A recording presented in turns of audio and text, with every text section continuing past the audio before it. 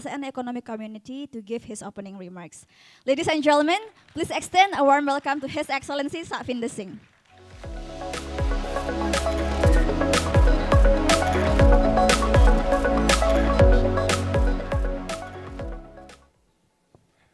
Ambassador Will, the ambassador for the Australian mission, our partner in crime for DEFA.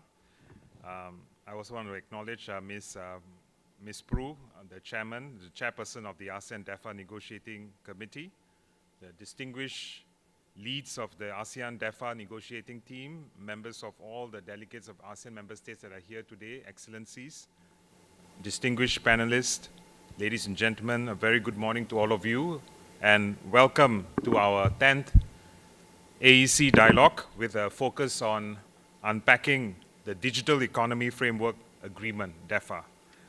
First of all, let me thank everyone here for your attendance and for your strong support. I was peeling through the room just now. I saw some very distinguished, very important people from the region that are here this morning. And I'm sure this morning is going to be valuable for all of you. This room is packed of people with a very strong interest in the digital economy for ASEAN. I would also like to take the opportunity to thank, first of all, the Government of Australia for their deep continuous support for this initiative. And also, I would like to acknowledge the support that's coming from the Institute, the Tech for Good Institute, for partnering with the ASEAN Secretariat together in organizing this event. Ming, thank you for the good help that you have given us for the ASEAN fraternity.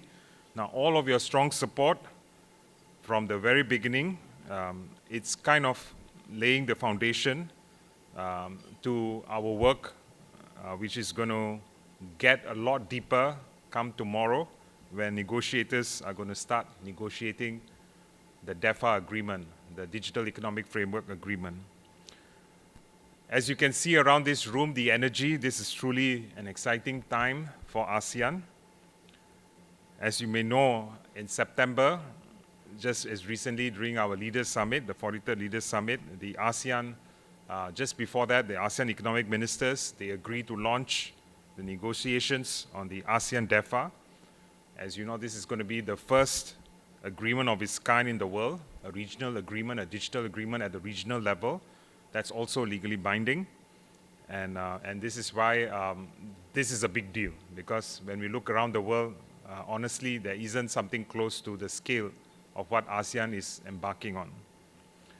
As I said, tomorrow, the first round of negotiations will be the kickoff, and we wish to conclude DEFA, and this is mandated by the economic ministers, by 2025. So it's a huge, heavy mandate on negotiators from the 10 countries and my secretariat to be able to deliver this mandate.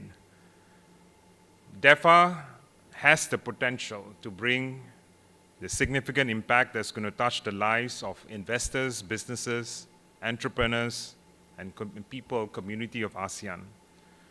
I think we've seen these figures from BCG studies that show that with what I call a good enough comprehensive DEFA, it could add up to another $1 trillion to the current projections of our digital economy by the 2030. If we do nothing, if there was no DEFA, we were expected to grow up to $1 trillion. But with DEFA, this could double to above $2 trillion US.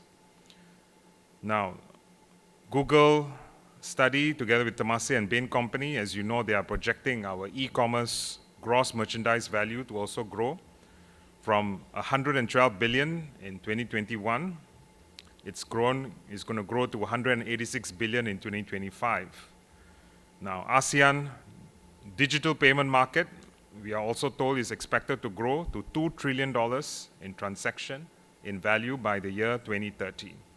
Now, with the rise of all these numbers in the digital economy, let me emphasize that we are also watching the space of cybersecurity and data protection, along with some of the key elements of digital economy, where it will become even more important for us to be able to also assure and protect consumers and businesses. In fact, based on current projections, the market value of cybersecurity in ASEAN is expected to triple to the value of about $2.1 billion in 2023, and it will grow to almost 7 billion by the year 2028. Furthermore, we believe the enabler, the AI market share in ASEAN, is also expected to triple. We've seen these numbers where 27 billion from the year is 27 billion target is what we intend to achieve by 2030. Today, this year, it stands around 8 billion. So this is the kind of the scale that we are envisaging in terms of the digital economy growth in our region. And I do believe that DEFA will play a foundational role in supporting all of this growth. DEFA also marks a pivotal step for ASEAN in being able to cultivate our robust digital economy. And I think this is where, once with DEFA in place, businesses in ASEAN will be able to invest with a lot more heightened confidence, while at the same time, consumers and our workers in ASEAN will stand to enjoy higher quality services and a lot more increased productivity.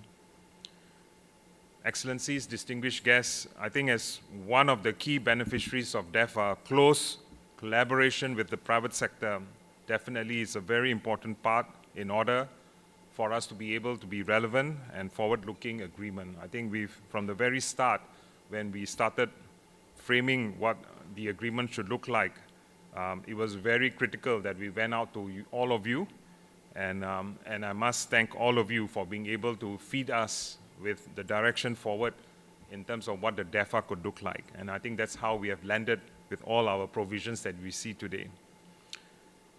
I really believe, first of all, we really need to note the risk of rapid redundancy as we are taking this journey. So there are a couple of things we need to be looking at. I think one of the areas is really on the area of rapid redundancy. I think it's important for us to ensure that the provisions that we are going to work on are future-proof and up-to-date with all the current developments. For instance, a provision on emerging issues may be outdated even before the agreement is signed due to the rapid technological developments that are happening in digital space.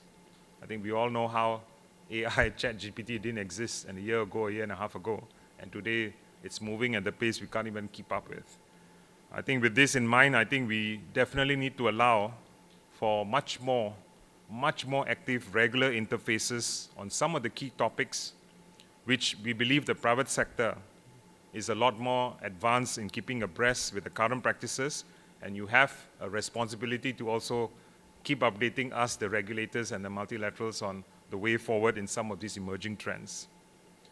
I think second thing that we should also have in mind as we are moving into this journey on DEFA negotiations, I think there's always a common pitfall that we see when negotiating on agreements, especially in the area of misaligned priorities. And to manage this, we believe that ASEAN, we definitely need to kind of maintain a value focus and a lot more inclusive dialogue that engages both the public and private sector throughout the process in order to ensure that we are able to maintain and build the trust that we've started in even the time when we started framing what the DEFA looked like. And now when we're going to negotiate, we must make sure we're able to preserve and continue to have the trust of the private sector as we start negotiating, so that we can take into account the concerns of all the stakeholders. Now, this definitely involves creating many more forums, platforms for stakeholders like you, the private sector, to share your perspectives and your concerns with a view to work towards achieving a much more practical, responsive DEFA that will benefit businesses in the region. I've been speaking to many of you, the private sector, whether it's the banks, large digital firms in the region, even creative, innovative companies. Many of you have come forward, and many of you are availing your ability to come to help. Even my team, the Secretariat, because we are deemed with a very formidable task of putting together documentation that's going to be used for negotiation. And because there's no precedence in many of the chapters and provisions that we are working on, I think this is where your help, your technical assistance to us, very timely assistance from now till next, maybe in the middle of next year, this is the time where we need to hit the road. And some of your technical assistance, some of your support that can come to us informally, to the Secretariat and to the working committees, I think is going to be very valuable. So my appeal to the private sector here is please take the message out, coordinate and come to us to see how you can technically help us in some of these new areas so that what we build is something we build together that we can be proud of, and it is something that is going to be extremely relevant and useful to the private sector from day one. The last thing we want to do is to be able to negotiate text or language which is going to irk the private sector in the coming years. I think because there's no precedence, a lot of the rest of the world is also watching what ASEAN is thinking to do in this space. And so we are under a lot of pressure to be able to deliver something that's globally oriented, globally interoperable, and globally acceptable. So I think this is where your direct support will be very valued. And I think I speak on behalf of the negotiating team that we need the assistance now. Actually, not a year down the road, but now. Okay. Excellencies, ladies and gentlemen, I just cannot overemphasize the importance of what the private sector can do in making sure that we land with a comprehensive and a high-quality DEFA. Your participation and contribution, as I've been describing this morning, is going to be indispensable in propelling ASEAN towards a much more robust, advanced, and forward-looking DEFA. And I think throughout this entire collaborative partnership, we can definitely pave our way towards a much more prosperous, resilient ASEAN that meets the challenges of today, but also prepares us for the opportunities and the uncertainties for tomorrow. And together, we can truly flourish as an economic regional powerhouse in the coming years, and together we can build our economic growth that we are seeking in our region for the next couple of decades. I think with that, let me once again thank all of the stakeholders that have been involved in helping us to reach to our journey this time for the DEFA. I think there have been a lot of partners that have been standing by us. The most critical partner are none other than the ASEAN member states, who have stood by the Secretariat and worked with the Secretariat very hard to be able to work on where we are in terms of the findings of the study and also the framing of what the agreement could look like. But to feed our decision making, we couldn't have achieved all of this without knowledge partners. I think I've seen our knowledge partners here joined us. BCG is here.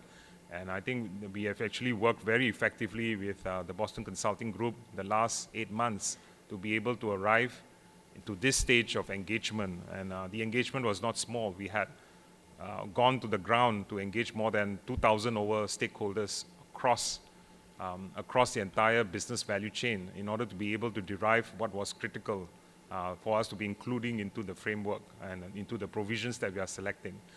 So thank you again to our knowledge partners, but there are many, many other partners that have come forward.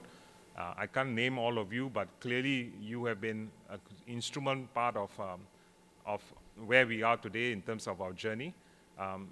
And I would also like to acknowledge Ms. Prue from Thailand, who's going to be our chief negotiator. By the way, she's right here sitting on the table next to me. She's going to be single-handedly taking over the reign to lead our work in DEFA. I want to congratulate you, Ms. Prue, and we are all behind you. And we want to give you the best wishes as you work with your negotiator team in starting your negotiations tomorrow. I think with that, everyone, a very good morning to all of you. Thank you.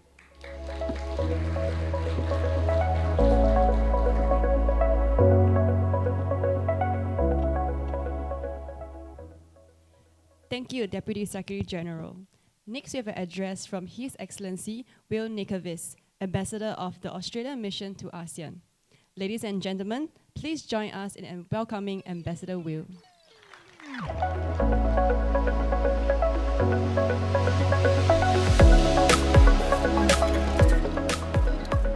Well, thanks very much. It's great to see everyone here this morning, and this is a really fantastic turnout, and I think it really goes to the importance, the significance of this undertaking that is the Digital Economy Framework Agreement. So excellent to see you all. Great to be here in the presence of DSG Singh, Satvinder Singh. I think he described us as partners in crime. That's probably a fair description, I think. I've got some bit of paper here, but I noticed he had a tablet, which was much more appropriate for a Digital Economy Framework Agreement discussion. So I'll have to learn from that. Dr. Ming Tang, Founding Executive Director for the Tech for Good Institute. Great to have you here. And of course, as Satvinder just acknowledged, Ms. Prue, the chair of the ASEAN DEFA Negotiating Committee. You have a big job ahead of you, but we're all behind you, as DSG Singh said. And other members of the committee, participants, as I mentioned, really great to have you here. So, ASEAN and Australia share a region and we share a future. It's something our foreign minister's fond of saying, and it really is true. We're united by many things, geography, but people-to-people links between families, links around institutions, links around education, and importantly, links around business. ASEAN is Australia's second largest trading partner as a bloc. So we trade more with ASEAN than we do with the US, than we do with the EU, than we do with Japan.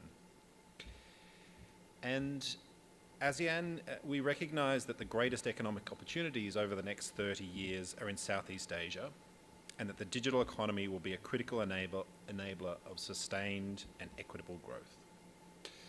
So Australia is ASEAN's first dialogue partner. We became a dialogue partner in 1974. And that means next year we're going to celebrate 50 years of dialogue partner relations.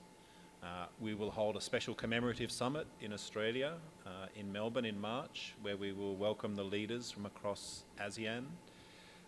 And business engagement will be a really important focus of that special summit.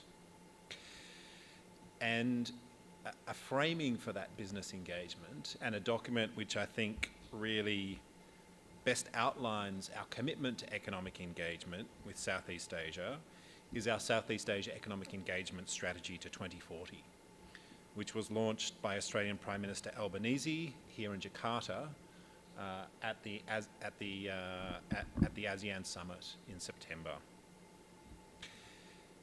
The Economic Engagement Strategy sets out practical pathways to boost two-way economic engagement, including to support ASEAN expand coverage of more ambitious digital trade rules and promote interoperability.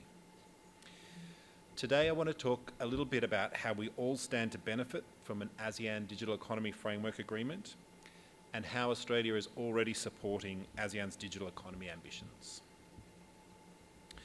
So with a population of 687 million, combined nominal GDP of 3.6 trillion, and the fastest growing internet market globally, ASEAN can play a significant role in shaping how digital technology is developed, used, and governed.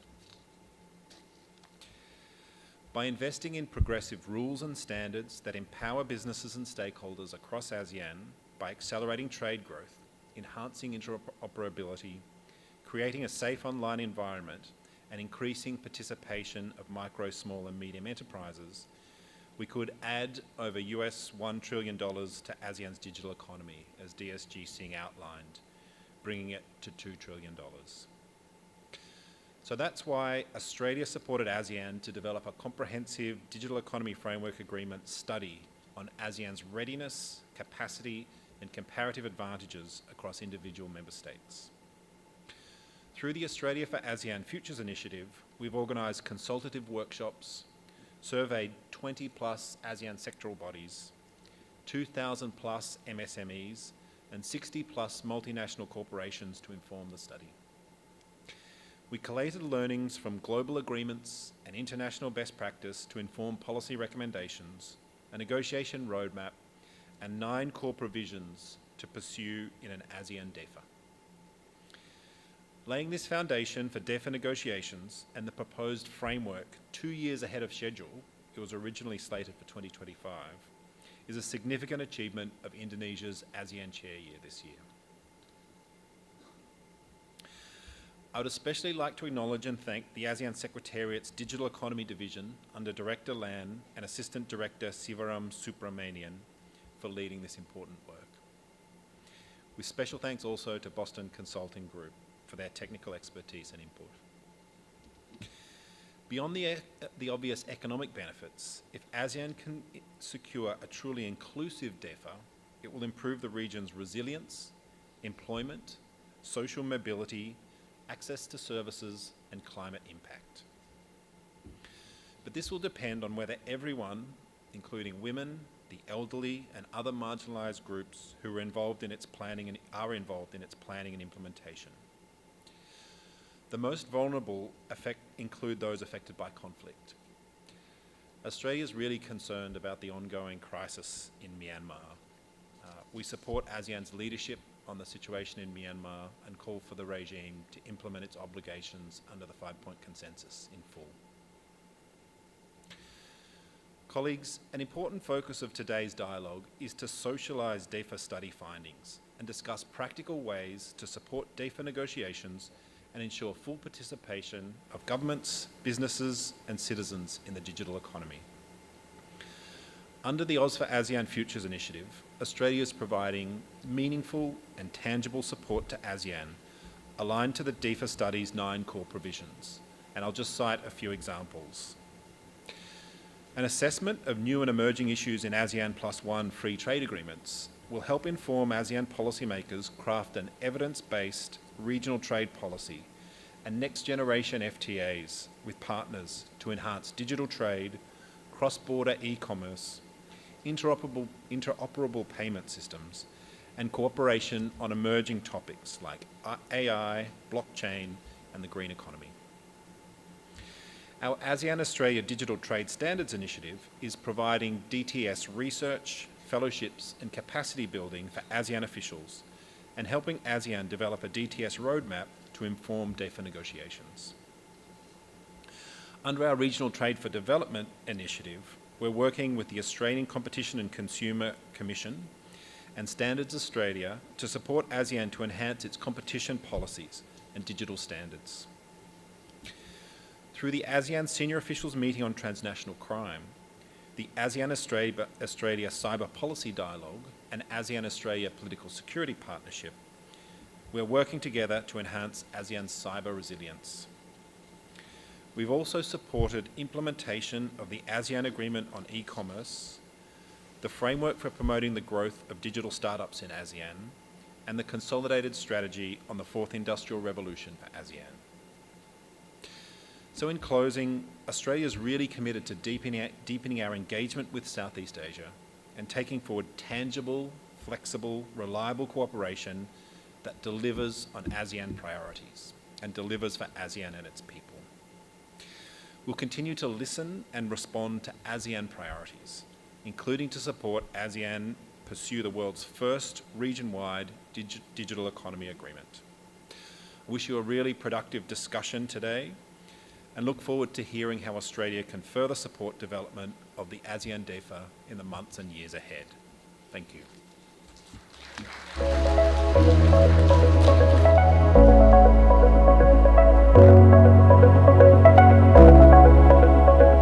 Thank you, Ambassador. And now for the final address in our opening remarks segments, you would like to invite Dr. Ming Tan, Founding Executive Director of Tech for Good Institutes, to provide the third opening remarks. Ladies and gentlemen, let us extend our welcome to Dr. Ming. Dr. Ming, the floor is yours.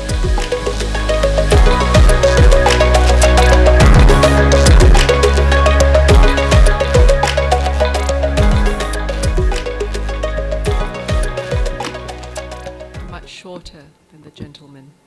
Thank you, Hui-san and Rama. Thank you, Deputy Secretary General Satvinder Singh and Ambassador Will Nankervis for the very warm welcome. And thank you to everyone here in person in Jakarta, as well as online. We have more people online than we have in this room, which just attests to the interest of DEFA. This is the second time that the Tech for Good Institute is working with the ASEAN Economic Community. We were established almost exactly the same time as the Bandar Sri Begawan Roadmap in 2021.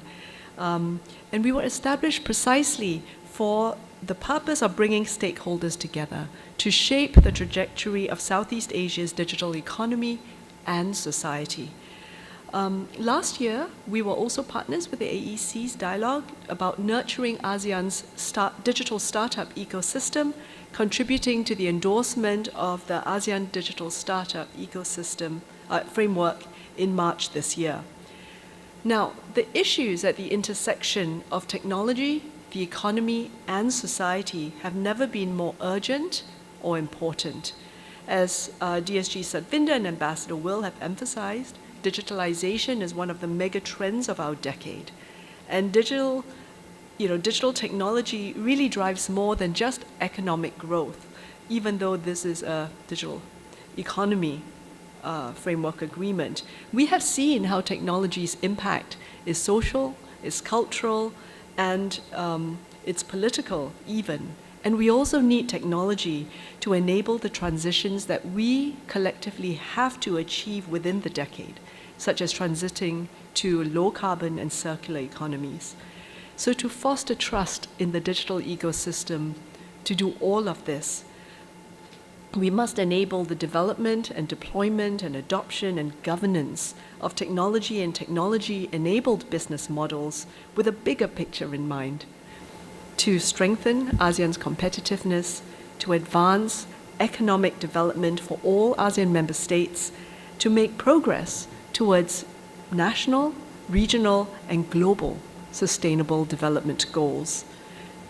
Now, while innovation is global, each country has its own regulatory frameworks, industrial structures, economic systems, social contexts. So each AMS is at a different stage of developing, implementing, and updating its technology policies too. And so that's why the ASEAN Digital Economy Framework Agreement is so important. We need to navigate the challenges and find opportunities in our diversity together. We are a huge market of 660 million people, a population twice the size of the United States, but we comprise over 100 ethnic groups and we speak over 1,000 languages and dialects. And whilst we have 460 million internet users in the region, some 150 million adults in Southeast Asia, or nearly a third of the population, still lack connectivity. ASEAN is also a region of new adopters.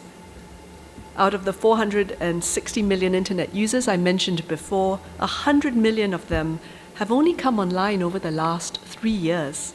We are a mobile-first and sometimes mobile-only population.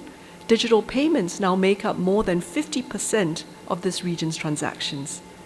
And now new users are accustomed to an AI-powered world, in a way not just mobile native, but AI native.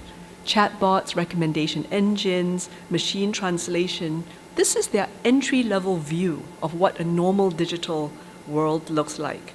We are leapfrogging legacy technology, and there DEFA also has to set the basis for the future that we want to see in ASEAN. Given the pace of innovation and adoption of new technology, I really echo what DSG Satvinder said about DEFA needing to be both ambitious but also implementable, because digital integration is a prerequisite for regional integration today and into the future. Now, realizing the benefits of DEFA requires change. New policies, frameworks, and regulations and local governance structures can work to enable regional cooperation for a responsive regulatory environment, to foster innovation and growth. And so we are really grateful to our experts in the first panel that I will moderate, who will share their perspectives on the policy implications of DEFA. But we also know that charting the next phase of growth in the region is not only a job for governments, it has been mentioned, but for companies both large and small. Businesses tend to move fast, especially digital businesses and also ASEAN businesses. right? The private sector is driving innovation in the technology as well as in the business models using this technology. So alignment among stakeholders is vital for DEFA to be effective. Today, our second panel brings together global, regional, and startup companies to share their aspirations and desired outcomes for DEFA that we hope will provide additional context to the negotiations that will start tomorrow. In closing, our potential as a region hinges upon us being a market that is globally competitive and fully integrated into the global economy. The rest of the world is watching. And DEFA may well be the first region-wide digital economy agreement. And so, in addition to negotiation, let's think about co-creating this. This is an opportunity for ASEAN to craft a digital trajectory that is regionally oriented, multicultural, locally fit for purpose, inclusive and ambitious, all at the same time. And this is a very tall order, and yet this is a must-win challenge for ASEAN. Today's event is just the start of a conversation. The DEFA negotiations will take time. I loved the mention about rapid redundancy, right? By 2025, we will have more frontier technology. We will have new business models that will be disruptive, that will change, again, the way that we work and live. So over the course of this process, the Tech for Good Institute is committed to actively contributing to DEFA's realization and success through the conversations such as we have today. So thank you again for your participation in person and online. Thank you for the opportunity for a young nonprofit think tank to work together with ASEAN and with all of you. And I really look forward to working with you so that DEFA may enable an inclusive, innovative, interoperable, and investable Southeast Asia. Thank you very much. Thank you very much, Dr. Ming. Maybe ask you to remain on stage. And now we would like to take a photo of the organizers, negotiating committee, and of this dialogue. So maybe please invite Deputy Secretary General of ASEAN for ASEAN Economic Community, His Excellency Sa'atindra Singh, Ambassador Will, and also Ms. Prue, the chair of the ASEAN DEFA Negotiating Committee, to join us on stage to take a picture.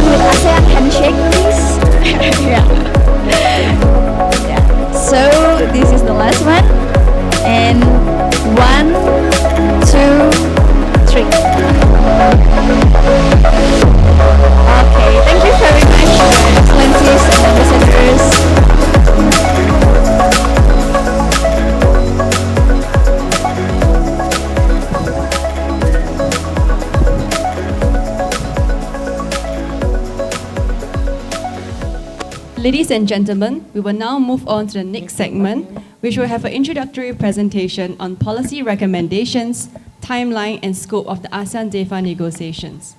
This session will provide valuable insights and set the stage for the discussions later today. And we are very honored to have three distinguished experts to lead these presentations.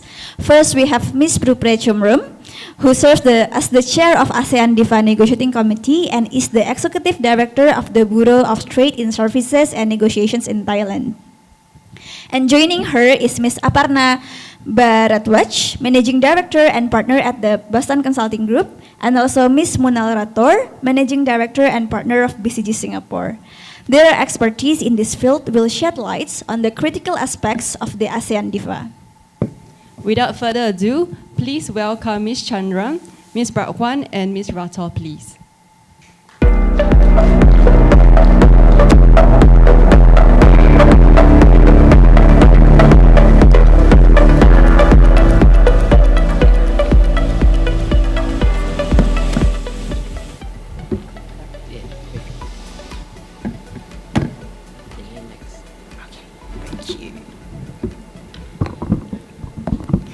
So, Your Excellencies, distinguished leads for the ASEAN DEFA Negotiating Committees, a representative from ASEAN member states, Joint Business Council, private sector, ladies and gentlemen, very good morning to you all. As been introduced, I'm going to be the DEFA chair, negotiating committee. Very impressed and such an honor to be here and to see that there is the DEFA attract a lot of interest by the stakeholders. As mentioned, we have 500 participants online and also physical presence here. For these sessions, the introductory of the ASEAN DEFA will be divided. I mean, we have 3 presenters. The first part will be me, introduce the concept, the overall concept to you. And we have our 2 colleagues from the BCG helping us to provide insight information regarding the report that they have done.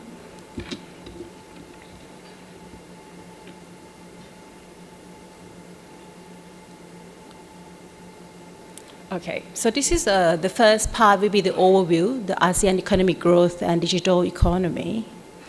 I think as mentioned by Kun Ming, I think it's very important and acknowledge that ASEAN, amid the modest growth of the global economy, ASEAN remain robust and significant in growth and transformations. You can see that the GDP from ASEAN is increased over time. I mean, looking at the number, the figures on the slide is comparing 2015 and last year, 2022.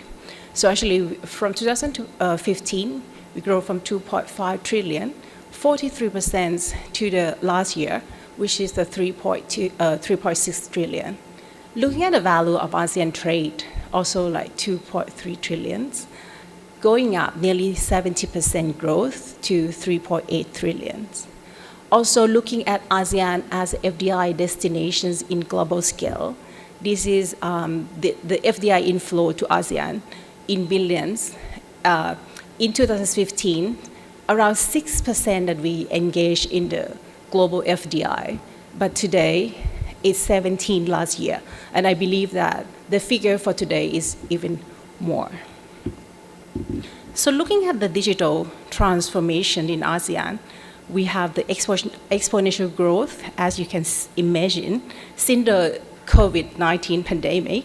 And also ASEAN is now a home for more than 300 million internet users. And actually 80% of the internet user is a digital consumer. Today we experience the e-payment, e-wallet, and actually the payment is done through the electronic means, less and less cash. I myself didn't carry cash anymore. Regarding the exponentials in the digital consumer, we see that there is a drive for the development of the digital financial services. The dominance of the cash has been declining, and the digital payments in the form of cards and account to account is more and more, and actually it's more than 50% of the gross transactions value we have today. And looking at it's also estimated that all the digital economy sector, when we say digital sector, it's not, it actually is more than digital technology sector, but it's all about the endable digital economy sector. So actually the value could increase even more than 300 billions. And actually we are, based on the recent trends, we think that ASEAN digital economy is expected to reach 1 trillion by 2030. So the Bandar Seri Begawan Roadmap, BSSR, of course, officially endorsed at the 20 ASEAN Economic Community Council, and the objective is very clear and strong. I think ASEAN have a very strong commitment to transform ASEAN region, this region, into the leading digital economy.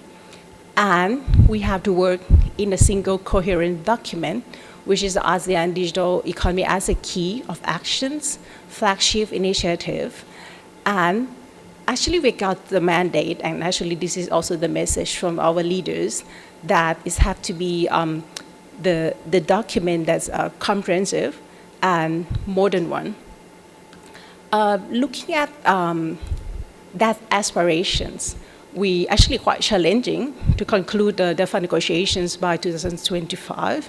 But I think with all the efforts that we gather here, I think that's the deadline that we can do. I think the next sessions, I would invite my colleagues, Aparna, to present the key outcomes of the digital economy from the Boston Consulting Groups.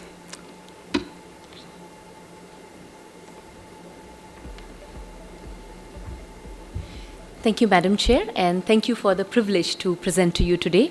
It's an honor as well as a privilege to be a part of what I think is a very momentous occasion in the history of ASEAN.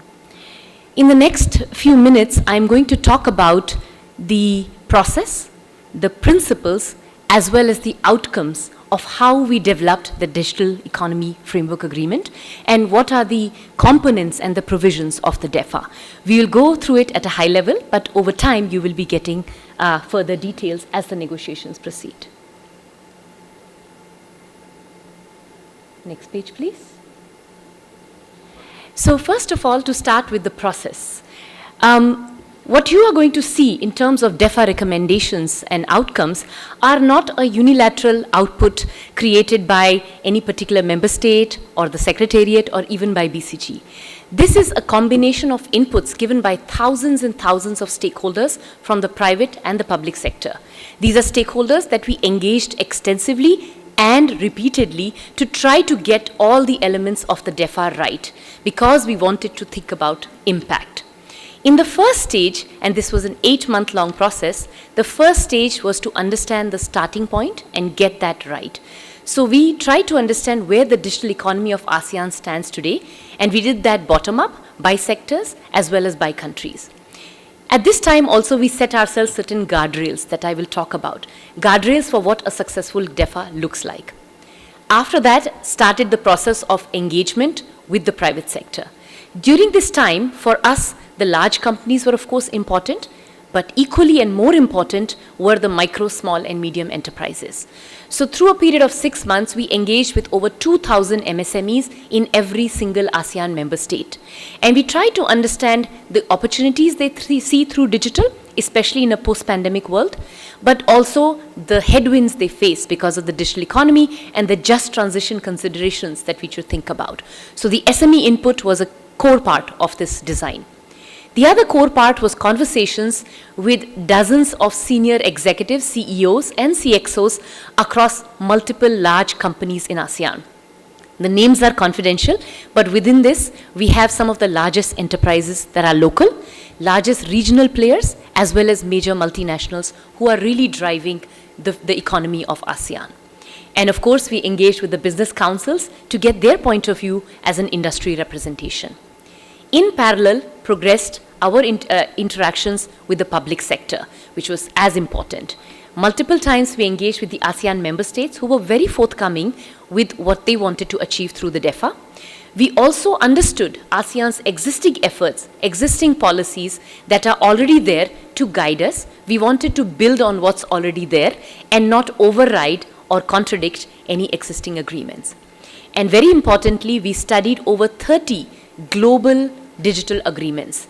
Of course, this included digital agreements, but we are a first of kind here.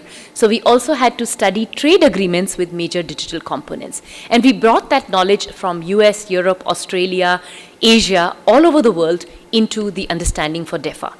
These processes progressed in parallel and iteratively because we didn't get the right answer straight away. We had to keep going back to the stakeholders and refining as we moved along. And through that came the DEFA that is going as an input into the negotiation. I talked about the guardrails that we set for ourselves, the principles for the DEFA. There were 5. And the reason I'm recapping this is that these principles don't quite go away. I would encourage the negotiators to also think about these principles repeatedly to keep anchoring ourselves on what's useful. The first principle is impact. When in doubt, when there were all kinds of different opinions, we always went back to value, GDP value, GMV value, economic impact. And that was an important lodestone for us to keep coming back to. Second, inclusiveness. We did not want the DEFA, we do not want the DEFA to be something that only benefits certain member states or certain segments of the economy. ASEAN is a very diverse regional bloc, in some measures far more diverse than the EU. We have emerging markets, middle income markets, and developed markets. And we want the DEFA to be able to benefit all of them.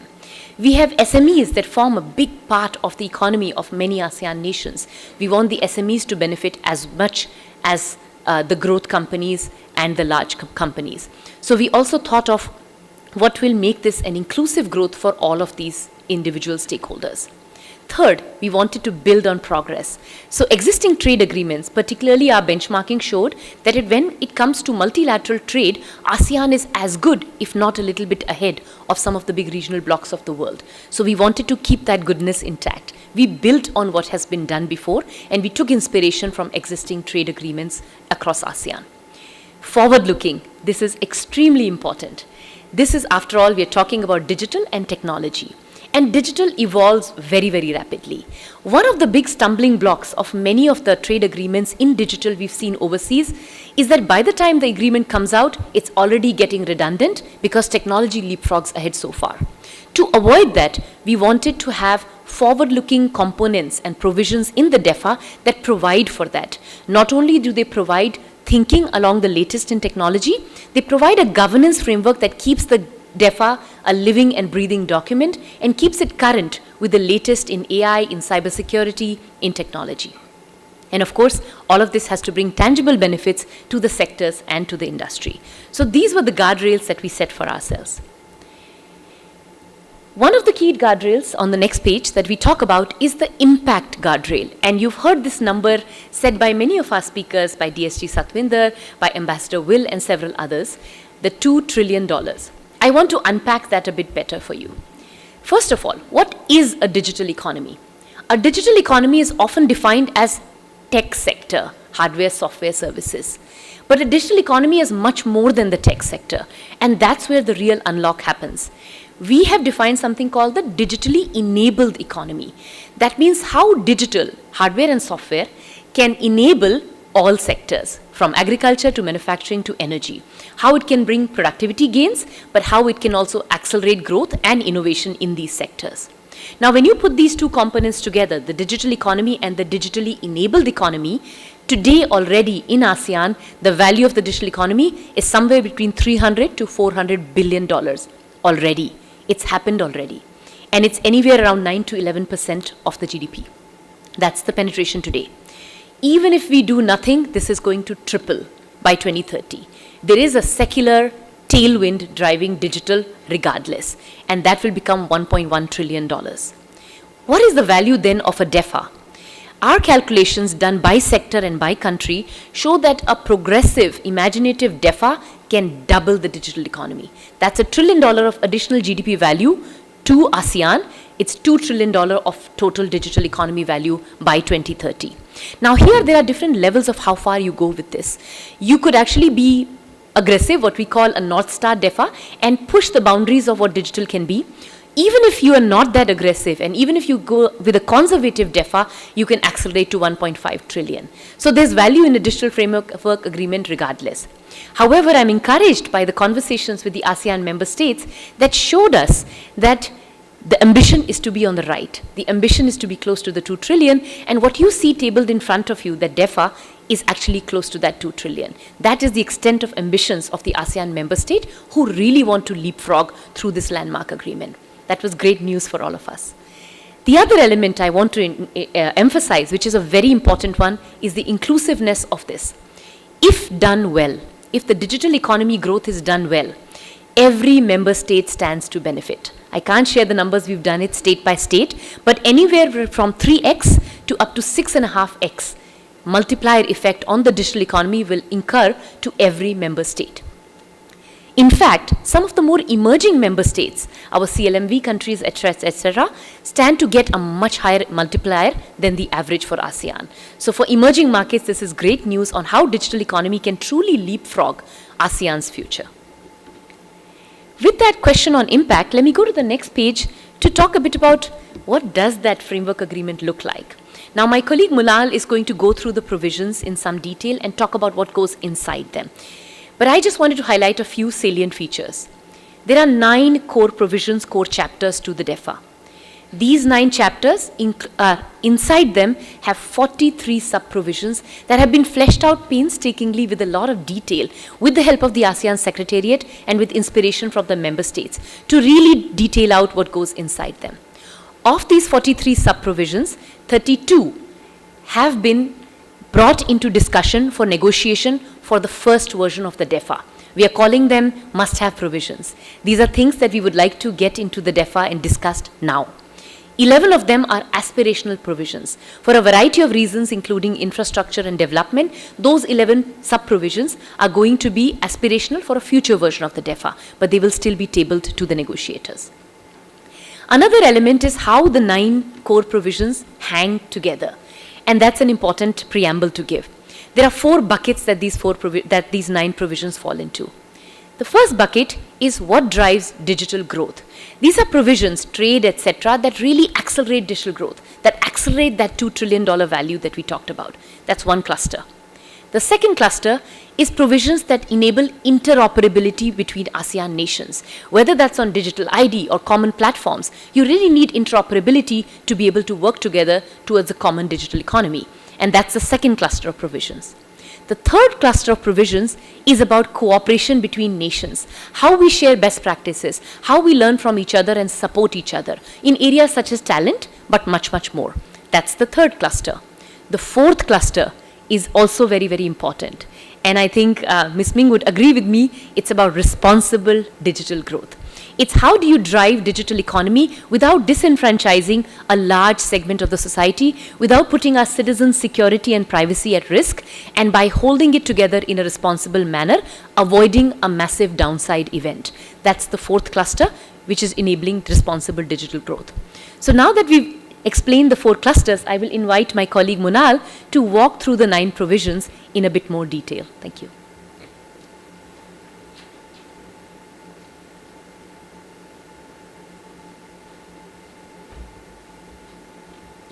Good morning, everyone.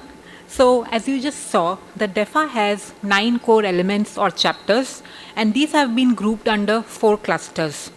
If we go to the next page, the first cluster is accelerating growth to realize the full potential of the digital economy, and the upside, as we just heard, is all the way up to $2 trillion. There are 2 elements under this, the first one being digital trade. ASEAN is already a leader when you compare regional trade across the globe. In the context of digital economy, there is potential to continue pushing the boundaries further and to ensure that we are driving seamless trade, interoperable processes, and acceptance of electronic documents to really ensure that the digital economy can be uplifted to its full potential. The second element focuses specifically on cross-border e-commerce, and we thought it is important to call it out separately because it is such a critical lever for MSMEs. And hence, it has been called out as a separate element in addition to the digital trade. The second cluster that we focus on is looking at how can we drive interoperability across ASEAN. Now, interoperability is key to ensure that we are able to, again, benefit from the complementarity across ASEAN, and this includes 2 major elements. The first one is around payments, and there are already many, digital payment pilots that are going on across ASEAN. This element proposes to build on it further to really ensure a seamless, interoperable payments landscape, which can ensure real-time settlements across currencies for the benefit of ASEAN's trade. The second element here is around digital ID and authentication. And the core idea behind this is to ensure that we are able to facilitate business interactions by having a secure and trusted framework through digital ID as well as authentication. Again, on this front, ASEAN has started the journey already with Project UBIN, and that's a very important first step on this front. This is going to be important not just for MSMEs, but also for large companies. Having a trusted and secure way of authenticating future business partners, and even for other interactions with governments as well as individuals, the digital business ID will be a very, very important lever. Now, we've talked about growth and interoperability. What is also important, if we go to the next slide, is to think about the third cluster. The third cluster, on the next slide, please, talks about ensuring responsible and secure digital growth, and it touches upon two elements. The first one talks about cross-border data flows and data protections. And as we all know, data is important. It's a fuel for the digital economy. And what we need to ensure is that there are clear frameworks, guidelines, and standards which clarify the data flows as well as data protection across multiple different use cases, different kinds of data across the AMS for the purpose of digital trade as well as the growth of digital economy. The second element focuses on online safety for all, including consumers, as well as cyber security. And this requires creating, comprehensive frameworks and guidelines to ensure protection for all stakeholders involved in a digital transaction, and even, to avoid other types of digital or cyber security risk. The last cluster is to promote cooperation and strengthen cooperation between nations, and we are talking about cooperation on 3 counts. The first one is cooperation on emerging topics. We spoke earlier about how frontier technologies like AI, blockchain, IoT are continuously evolving, and it's important that the AMS regularly cooperate on their own technological progress and the broader developments on the technology landscape to ensure that the DEFA is future-proof and built for the future.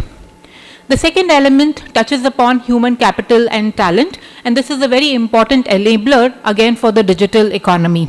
And here we are talking about how do we ensure that the DEFA can help to facilitate cooperation when it comes to talent mobility, as well as ensuring sharing of best practices and cooperation to support talent building initiatives across nations. And lastly, we talk about the competition policy. And here the end goal is to really ensure a fair, non-discriminatory and transparent environment for corporations and MSMEs to operate in, and to ensure that this is something which has clear guidelines which can also be enforced. Doing this will also ensure a better portfolio of choices for the end consumers themselves. Now, across all of these 9 chapters or elements, there are 40 plus provisions which have been detailed, and starting from today in the afternoon sessions, our DEFA negotiators from the 10 a.m. AMS will start the negotiations and deliberations on these. So we really hope that in the coming months and the next 2 years, the ASEAN is really able to create a hallmark of a regional digital economy cooperation standard for the entire world. With that, let me invite Madam Chair Prue to talk about the next steps.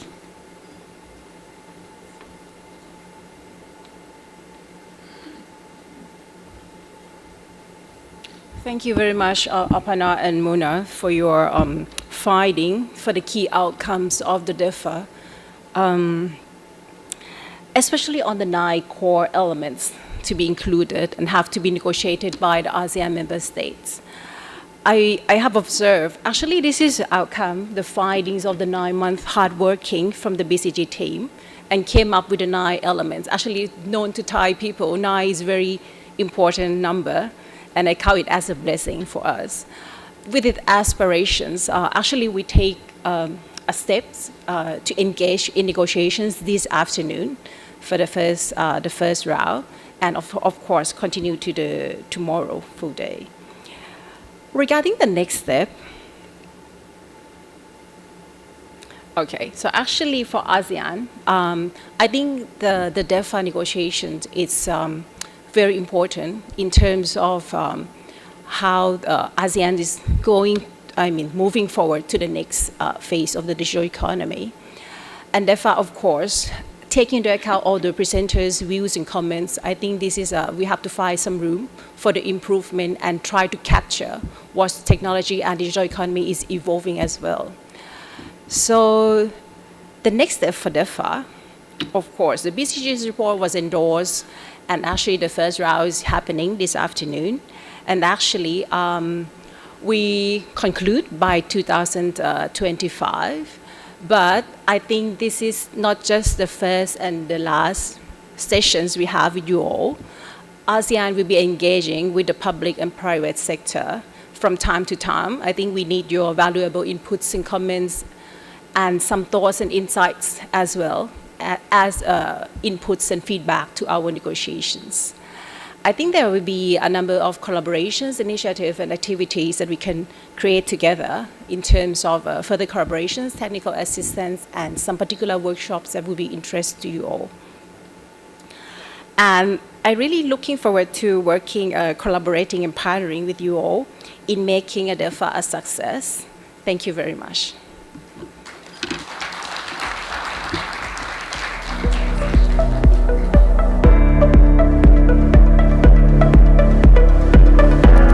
Ms. Batwan and Ms. Rata for your presentation. It's also great to see this initiative being led by such powerful women.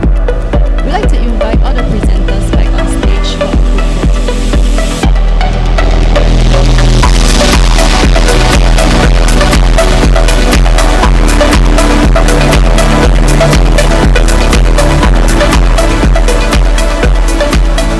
We will now take the photo at the count of 3.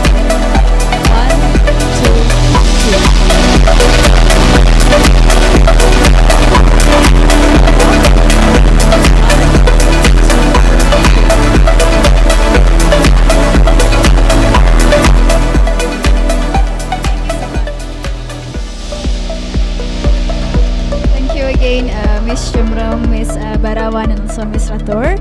And now we have prepared a short video that will summarize points discussed earlier, and this video offers a comprehensive overview of the Digital Economy Framework Agreements and what it aims to achieve. Please direct your attention to the screens. Thank you.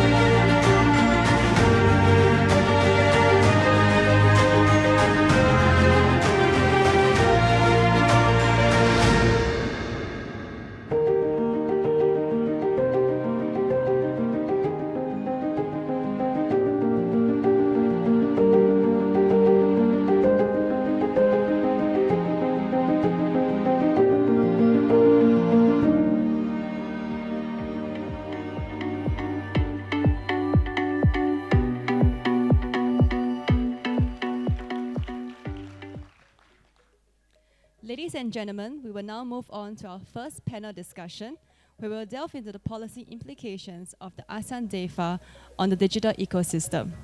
To help us unpack the policy issues, may we introduce to you the moderator of our panel, Dr. Ming Tan.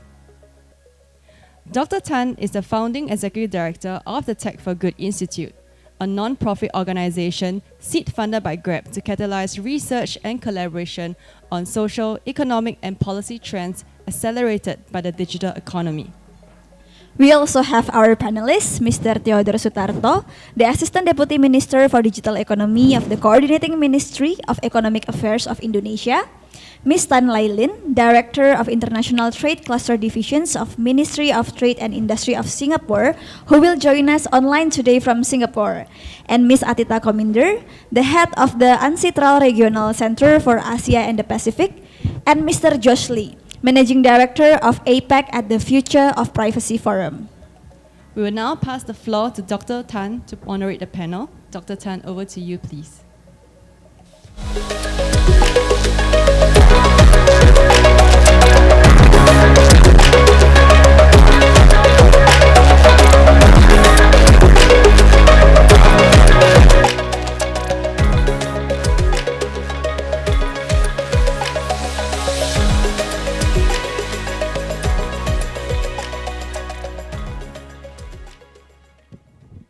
Thank you, everybody. As seen in the video, the principles and key elements of DEFA are broad and ambitious.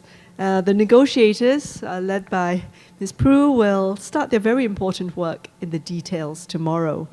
Now, a foundational agreement such as DEFA will need changes in policies, regulations, and frameworks in each AMS to be legally binding. And only with alignment of enabling rules and regulations in each element of digital integration will the promise of DEFA be realized. So today we're really happy and grateful to be joined by an expert panel representing governments, civil societies, international organizations to discuss the policy implications of DEFA. So first we have Pak Theodore Sutarto, and in his capacity as Assistant Deputy Minister of the Coordinating Ministry for Economic Affairs, he's responsible for coordinating policy formulation and implementation in regards to digital economy development. We then have Ms. Atita Kominder, head of, it's a very long acronym, UNCITRAL, head of the United Nations Commission on International Trade Law, Regional Center for Asia and Pacific. And she manages technical assistance and capacity building programming to over 50 states in key areas of commercial law, such as dispute resolution, MSMEs, international contract practices, etc. So really important, given that we're all at different stages of digital development. And then we have Mr. Josh Lee, who is the Managing Director of APEC for the Future of Privacy Forum, where he advocates for pragmatic data protection practices in support of emerging technologies. Josh has previously served as legal policy manager for AI governance in the Personal Data Protection Commission of Singapore, and amongst the many hats that he wears, he's also the co-founder of lawtech.asia, which is a virtual publication on law and tech in Asia, and it's really an insightful platform, and I encourage all of you to visit it. And last but not least, joining us online, we have Ms. Tan Lai Lin. Lai Lin currently oversees the International Trade Cluster in the Ministry of Trade and Industry of Singapore. She is the Director in charge of Digital Economy and Services and WTO issues in the Trade Division of MTI. And she has extensive experience in FTA negotiations, and the list really goes on: the EU-Singapore Free Trade Agreement, the Costa Rica-Singapore FTA, etc. So I just want to open the conversation with a question for everybody. And we saw the proposed starting point of DEFA with the 5 principles, building on existing progress, inclusivity, impact, really tangible benefits for business and citizens, and ambition for an ethical, trusted, safe, and responsible development and use of emerging tech. Now, a successful DEFA can enable a future that will be a step change from where we are today. So just as an opening question from a vision setting perspective, what are the common principles, values, and ideals that should underpin and drive negotiations that DEFA should work towards? Maybe I can start with Pak Theo. Okay, thank you, Dr. Ming. I think we should, from my opinion, we should take a look at the different level of development in the region. We have a lot of a gap between each region, and I think we should consider on how we can bridge those gap between ASEAN member states, and also, in my opinion, the ideal DEFA would be inclusive, so that all ASEAN members could be included in the and benefit from the agreement. The second, we have to collaborate and cooperate to support those inclusivity. And with that, I think we should have the treaty to not too prescriptive on the treaty, but more of a general principle. I think with that, that's my opinion on the ideal DEFA treaty. Thank you. I think being principles-based also creates space, right, for each AMS. Maybe I'll go to Lei Lin on this first. Thanks, Singapore, Min. Can all of you hear me? Perfectly, thank you. Thank you. First, it's a pleasure to be participating in this panel and in this dialogue. I just wish I was there in person. Okay, just from Singapore's perspective, we do see deeper economic integration as the key to a more prosperous ASEAN, especially in this world of increased protectionism and global competition. I think this holds especially true for the regional digital economy. We want to be able to enlarge the economic pie for the whole region. Moving on to more specifically to DEFA, I think the presentation that our partner did resonates a lot. So we do want DEFA to be comprehensive, of high standard, future-proofing, and to send a strong signal of ASEAN's commitment to harness opportunities through digital rulemaking and contribute, I think, to the whole global norm for an open, connected, and secure digital economy. From our perspective, I think there might be 4 principles that could underpin DEFA. So first, I think we're not starting from scratch, so we should build on the good progress that ASEAN has already achieved under, I think, existing agreements and cooperation initiatives. And then, I think, as several has pointed out, we want to be able to look at to explore collaborations in emerging issues such as cybersecurity, AI, to ensure that ASEAN remains relevant. Secondly, there must be tangible benefits for our businesses and people. We don't want DEFA to be just a piece of paper. So this could take the form of whether we could translate the provisions that we are negotiating into concrete projects. And I think we have also mentioned that, ASEAN, it's we are a very diverse grouping, so DEFA must be a flexible construct. Both to take into account, I think, the differing sort of development standards, as well as for some new issues. Some may have the capacity to move ahead first, and others might require some time where we can help each other to build sort of like the infrastructure, knowledge, and so on, and they can join when they are ready. This would allow, I think, all AMS to move at the most appropriate pace. And then lastly, I think this has also been mentioned that it should be a living agreement, that the digital economy is constantly evolving and leapfrog whatever we do. So this will then allow us to take changes into account. Thank you. Thank you so much. I just want to pick up on the 3 C's that you've brought up, which is the commitment by the AMS, the collaboration in emerging issues to build the world that we don't know what will hold, and I think we will hear a lot about that in panel 2. And then the capacity building, which is the perfect opening for Athita. how about from your perspective, you've done a lot of work on the capacity building in terms of what should drive DEFA forward from a vision setting perspective. Okay, thank you very much, Ming. I hope everyone can hear me well. First of all, congratulations to all ASEAN member states on the launching of the DEFA negotiations, which is really set to be a landmark in the global digital economy. Thank you very much for inviting UNCITRAL and UNCITRAL RCAP to be here.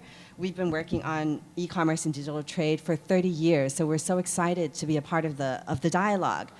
So from our perspective, cultivating a favorable and forward-looking ecosystem for digital trade is essential for its future prospects. A legally enabling and harmonized framework assumes an important role in this by mitigating transaction costs and facilitating commercial transactions, which ensures that benefits can be reaped for all, including small businesses, micro, small, and medium-sized enterprises. And there is already a strong common starting point.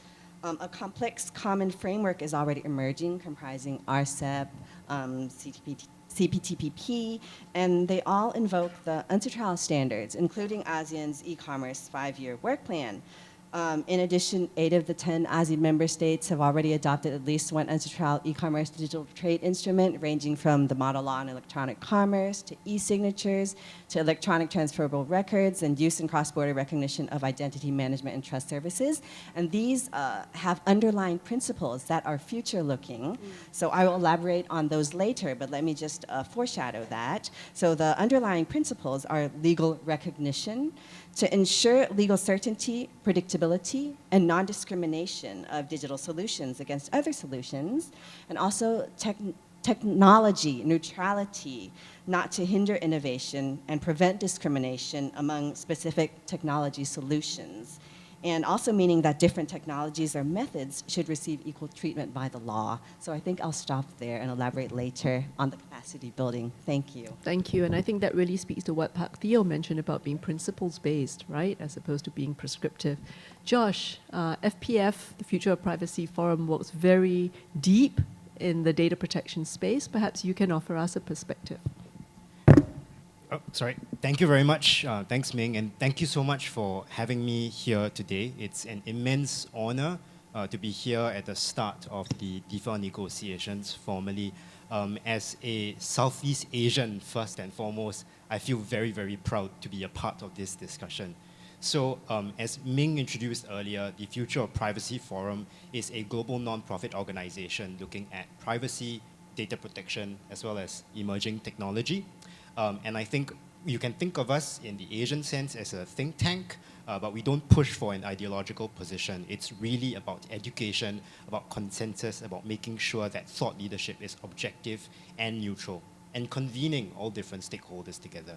But enough about this. I think we are talking about the DEFA. Well, I think in terms of, I'm very excited to hear the opening remarks by His Excellency DSG Satvinder earlier, because he mentioned that if done right, the amount that DEFA could contribute to the growth of the digital economy in ASEAN would be $2 trillion.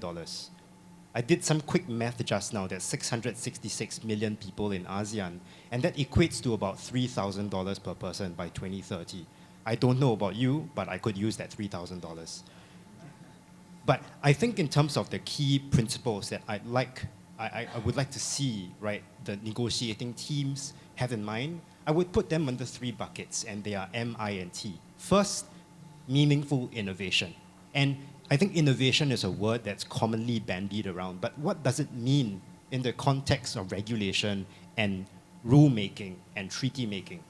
Well, I would say that first, bearing in mind that things need to be technology agnostic. We are talking about the digital economy. Yes, we're talking about technology, but as far as possible, because we do not know what we don't know. We don't know what technologies will be coming up in the future. So it needs to be technology agnostic. Today we are talking about AI. Today we are talking about generative AI and these kinds of platforms. Tomorrow it could be the metaverse. It could be immersive technology. 5 years down the road, it could be quantum computing.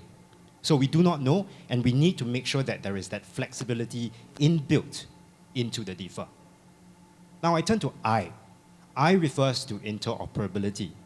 Now interoperability is in fact a technical term that applies to technologies. But I think we can also think about it from the lens of regulatory interoperability. interoperability. We do bear in mind that ASEAN is a very, very diverse place, and surely the rules will, across different countries of the ASEAN member states will need to reflect those differences in, say, policy priorities, histories, and backgrounds. But I think there is room for greater interoperability built into the DEFA so that there are mechanisms to allow for greater clarity for businesses as well as individuals operating in this region. And finally, T, and by T I mean trust, or digital trust. There is no digital economy without digital trust.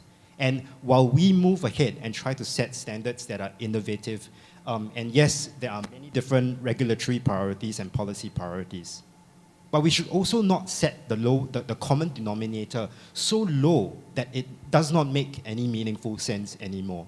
We need to make sure that growth in the digital economy is equal for all ASEAN member states, but also at the same time fair and safe for all operating in the digital realm. So those are the three things that I ask the negotiating teams to have in mind, M, I, and T. Thank you. Thank you so much for summing it so neatly. I'd like to dive a little bit deeper in navigating our key challenges in a regional agreement in such a diverse region. I mean, the word diverse region, different levels of development, that keeps getting brought up. And maybe I can call on Athita. You know, UNCITRAL has done great work in capacity building. And can you maybe talk about the key challenges in building a common ground, common understanding, or, you know, we've used the word standards as well. And to techies, standards mean something different to policymakers. But when different countries are at different stages, you know, and also coming from different backgrounds as well, what do you foresee will be the key capacity building considerations for AMS as they go through the DEFA negotiations? Thanks again, Ming. So I think just in general, with regards to technical assistance capacity building, UNCITRAL works on a needs basis. So what governments need, we are there to provide.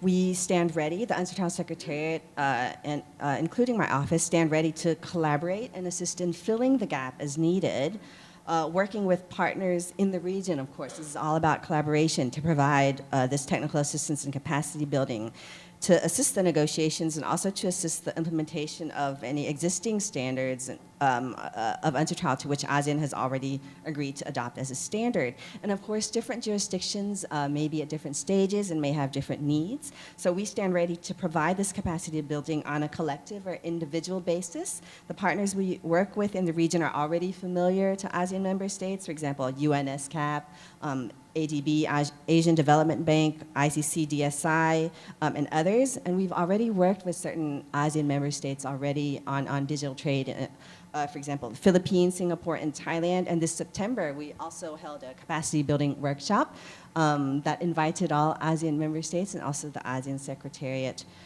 So I guess I would just emphasize that we stand ready to work on a needs basis. And of course, always for free as a United Nations organization. So thank you. Thank you. Thank you very much. Josh, not only are there different levels of capacity, but there is also diversity in domestic policy and laws, as you mentioned, and that's why you know, we just take the field of data protection as one example, and that's one of the 9. Actually, it's half of the 9, because data protection and cybersecurity were lumped together. Can you share a little bit more about best practices in cross-border policy alignment? Certainly. Thanks so much, Ming. Well, I wouldn't say best practices, but I think out there are good practices. Why do I not say best practices? Because I think, number one, different regions have different backgrounds, and therefore there is no one best practice for all, but I think there are good practices that we can all abide by. And second is that this is, honestly speaking, a new area for all of us. It is still evolving, it is still emerging, and therefore I think no one would be able to put their mark on this and say this is a best practice, but I think there are good practices that we can follow. The first is having common taxonomies and definitions, and I'll give some examples here. For example, in the space of data protection, there is a legal basis, right? Consent. The use of user consent or individual consent for processing personal data. And if we look at the data protection laws that exist in the ASEAN region, consent is a common basis for processing data across all these different laws. But does consent mean the same thing when we look from one law to another? No, not necessarily. There are different requirements for consent that is meaningful, for consent that is valid. And I think being able to ensure that there is that commonality would help in businesses operating across the region, especially not just the big businesses, but the micro and small and medium enterprises as well. Or in the space of AI governance, for example, several ASEAN countries have frameworks for AI, and I understand that there is also works being done by ASEAN in the space of providing governance guides as well. We talk about fairness, we talk about transparency, we talk about explainability. Honestly, I think between these different jurisdictions, there may not necessarily be the same perspectives or understanding of what fairness is, or what robustness is, of what explainability is. So having those common taxonomies and definitions for things like AI, for example, would definitely be very, very helpful.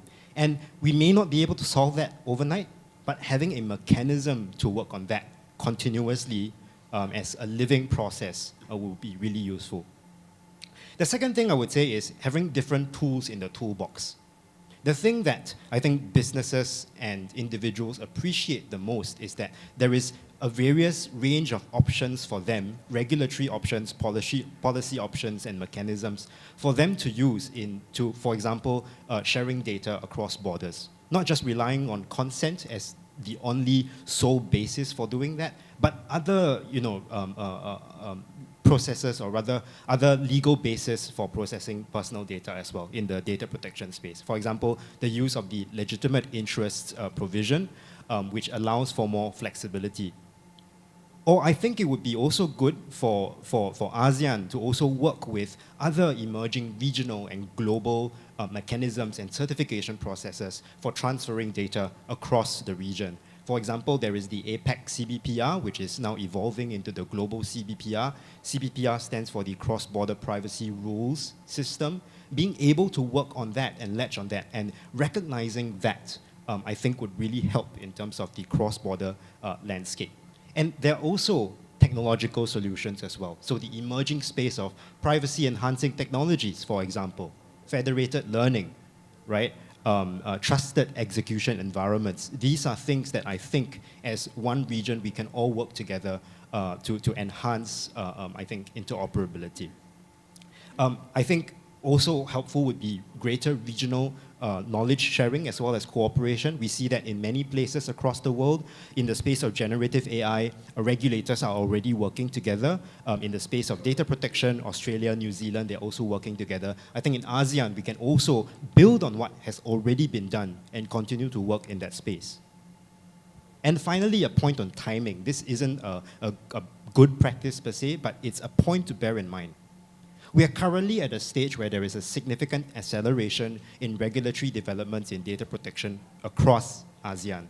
And there is a window, but a very, very short one, to build in, right, interoperability as well as harmonization in this short period of time where the laws are still being formulated. So I think that is also an important consideration to bear in mind, timing, in order to assist with cross-border policy alignment, harmonization, as well as interoperability. Thank you so much. And I love it that you really got down to the basics on taxonomy, because, negotiations or co-creations, if we're not speaking the same language, then we're sort of starting off not necessarily on the same foot. Leilin, if I could bring you in, Singapore, some AMSs like Singapore have been very active in pursuing digital economy agreements. I think just now the phrase next generation FTA was discussed, and there's some discussion about whether or not a DEA and FTA, sort of the same tactics, are applicable. And at the same time, there are agreements to which some AMS are subscribed and others are not. And we've heard some of these acronyms already. Some AMS are party to RCEP, some to CTPP, and some are not. Some have commitments to bilateral DEAs, and I really apologize for this alphabet soup. But how should AMS manage these different commitments, which inevitably also have different timelines in these DEFA negotiations? Thanks, Mint. The sort of like, if we were to describe it as a renewable agreements, I think this fits the traditional FTAs much better, the sort of like DEFA and digital agreements that we are talking about. Because, in the digital realm, we are not talking about things like rules of origin or market access commitments. And just picking up on what Josh said, what is important for us in, at least for Singapore, when we develop and negotiate DAAs, one of our key thrusts is to use like open standards or that because we want to have interoperability. The idea is not to create something that is just exclusive between us and our partners. So I think this was also mentioned by, I think, Atita, that when you will look at our digital trade facilitation provisions, we reference like UNCITRAL model law, and for data transfer mechanism, we try to look towards what's out there, like APEC CBPR. So I think is in looking at DEFA, where there are sort of like international regional standards, we should try to see whether we can pivot on those. The idea is that, if let's not, we don't have to sort of like create something that will become exclusionary.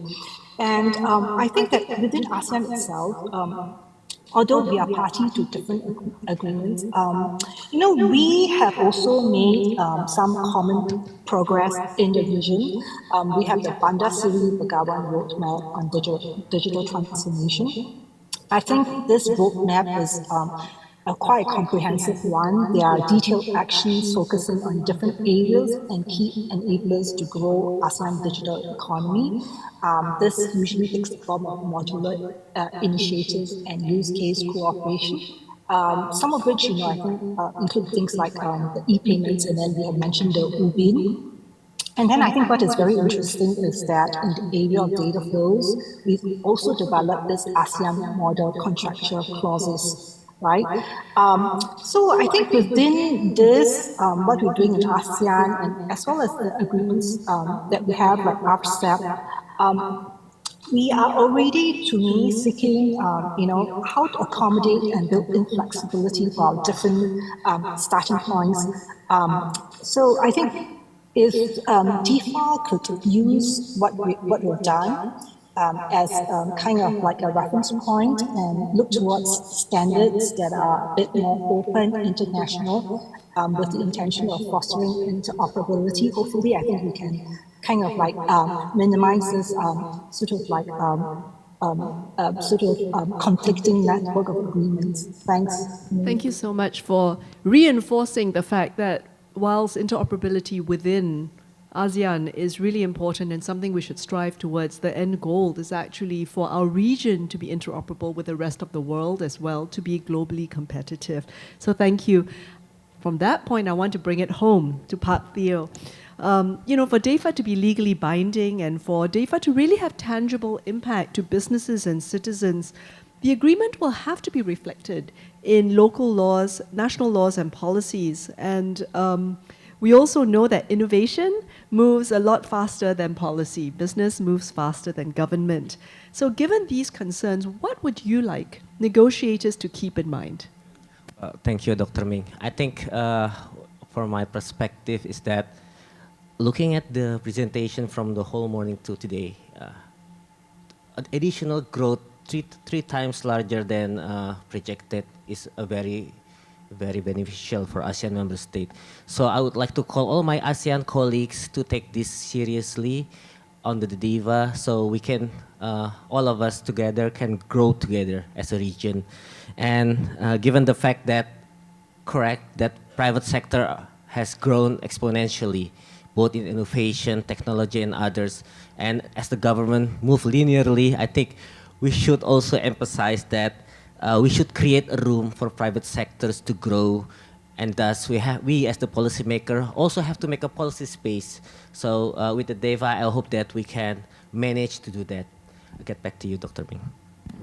Thank you so much, and I think this speaks to what DSG Satvinder also talked about, which is that we hope that there can be more conversations like this to be able to co-create and, and to actually sort of give context as the negotiations progress. On that point, negotiations start tomorrow, and while the economic promise of DEFA is very compelling, that $2 trillion, we will hear a lot more on that, of that number. We will have to address the policy objectives of ASEAN more broadly. So we hear words, coming back to your point about taxonomy, Josh, right? Some words that sometimes get flung around interchangeably. Interoperability, harmonization, standards, mutual recognition, alignment, they actually all mean slightly different things.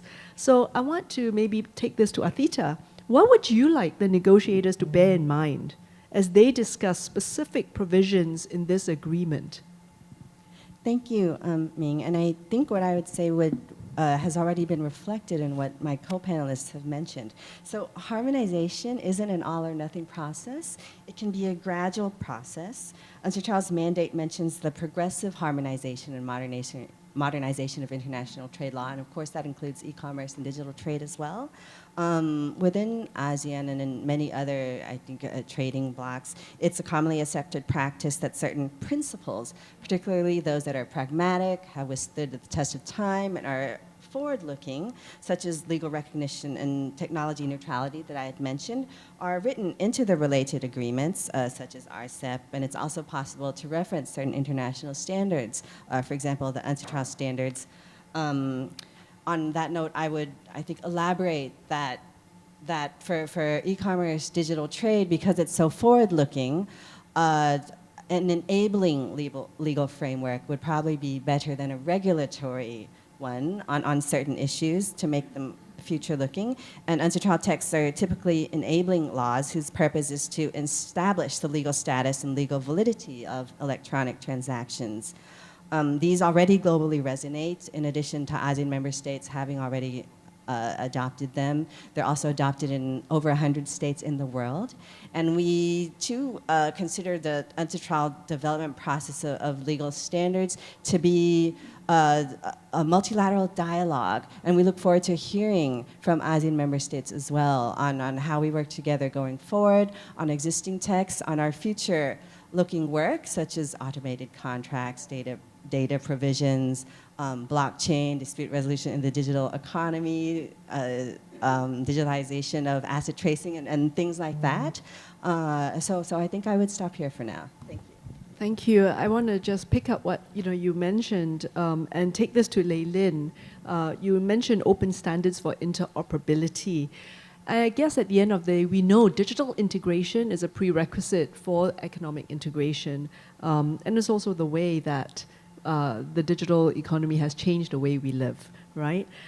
Lei Lin, how do you see digital integration for ASEAN being operationalized? So, we think about DEFA as a process till 2025, but actually then the hard work actually then begins, because then it's the ratification, implementation, and operationalization. So how do you see ASEAN, this DEFA being operationalized to realize this dream of digital integration? Ming, just like what Singapore has done, I think, in our digital economy agreement, we can take a more sort of like modular approach in trying to implement, I think, because I think the sort of, in parallel while we are looking at, negotiating the rules, the standards, we might already want to consider some of these projects that could be pathfinders. Some of these areas that we are talking about are very, very new. So it might, require us to do like a pilot project to test certain concepts and even taxonomy out.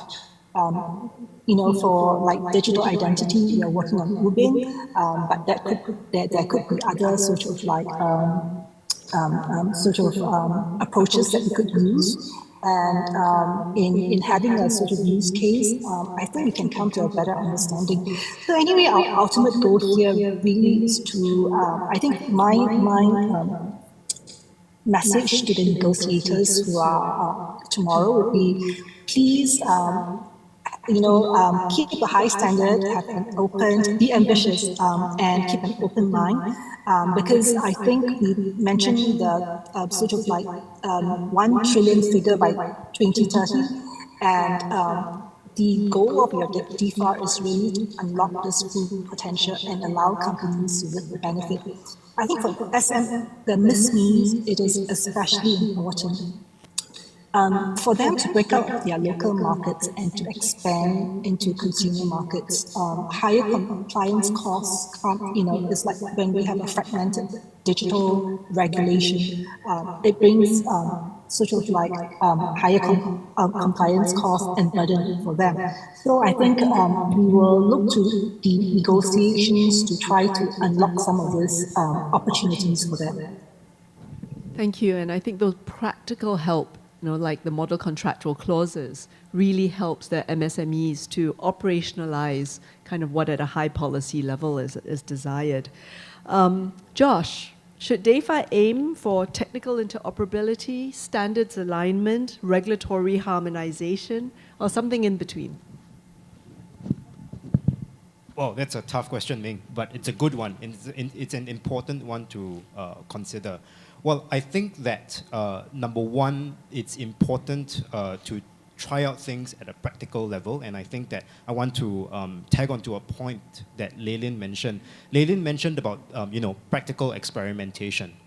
And one word that or something that we've been looking at commonly across this space, especially where there are emerging technologies, is the use of regulatory sandboxes. So regulatory sandboxes are spaces within jurisdictions where governments, regulators, as well as industry players get involved to be able to try out the use and application and maybe even development and deployment of new technologies in a space that is, I guess, a bit more regulatory risk-free, so that regulators and industry can learn from each other what their concerns are, and then from there build up expertise, experience, as well as insights into building regulations for the future. But these are often contained within specific jurisdictions. And one idea that could be explored is the building of sandbox corridors across the region, right? So that you have different jurisdictions working together in that sandbox, and companies, especially those that are operating across borders. And mind you, these are not just large companies, but these can be small, medium enterprises as well. They're able to experiment and try across different borders, and I think all the regulators can learn together from that experience. So that is one of the thoughts that I have in mind. Second, I think what you just mentioned can be helped specifically by perhaps confirmation from regulators and governments that things like in the space of cross-border data transfers, that data transfer requirements can be read into provisions of data protection laws in ASEAN, terms such as reasonable steps, having comparable safeguards, as well as reasonable precautions. I think these sorts of language within the DEFA would be able to help provide that regulatory space to move in, that flexibility. I think the final thing to also bear in mind is that while ASEAN is building this DEFA up, the world does not stand still, right? Things are going on in the space of data protection across the world. Things are going on in the space of AI governance as well as regulation. While we work on things within ASEAN, we should also have an eye out on global developments in the space of, let's say, AI governance. Rules and taxonomies and definitions have already been developed in other jurisdictions, such as the EU, by international organizations such as the OECD. And I think having those common taxonomies and definitions in mind would be very, very useful as we are developing this for ASEAN. So that this is not just a framework that works for ASEAN, but it is a framework that works for ASEAN as well as our national and international partners across the landscape. So to your point, Ming, I think it's really not just about whether it's one side or the other, or it's kind of in between. I think it's really trying to have as much of our cake as possible and try and eating it all. So common taxonomies as far as possible, having processes to be able to build on further common taxonomies going onwards into the future, and making sure that where there are differences, we are able to manage these differences through interoperability. I think that would be the way forward. Thank you. I love this view of practical experimentation, but also across countries through things like sort of sandbox corridors, etc. Pak Theo, let's remember the fundamental purpose of DEFA, which is to drive digital inclusion as well as inclusive growth to deliver real benefit for all ASEANs and everyone living, in this region. How do we ensure that DEFA, the benefits of DEFA will be distributed equally across countries, also across sectors as well as individuals? Thank you, Dr. Ming. Going back to the fundamental objective of DEFA, of course, we know that every member of ASEAN don't have the same quality or the same level of development. There are gaps within the ASEAN countries. So I think that as the ASEAN motto, that ASEAN don't leave anyone behind, we do have to collaborate more on this and make some kind of assistance within the ASEAN member, whether it is a technical assistance or it is financial assistance or any other form of assistance. And then we can contribute or direct those assistance depending on every country's circumstances, of course. And whether it is on digital talent development or making a study or policy making, or even assistance on having infrastructure. So I think with that, hopefully within the ASEAN member, we can narrow the gap, and also we have to put in mind also the urban and the rural area. Thank you, Dr. Ming. Thank you, and I think in the next panel, we will hear that some of this assistance doesn't have to be only G2G or from international organizations, but I think the private sector is also there to be part of this journey. I'd like to open the floor to a few remarks. Maybe I can ask for a few remarks from the floor. Please introduce yourself and the organization that you are representing. And in the interest of time, maybe you can keep your comments quite concise. Can I ask for some comments? Pak Ibrahim?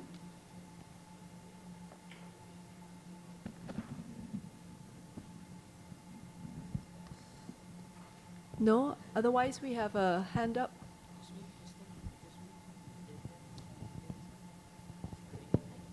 Okay. Thank you. Can you hear me?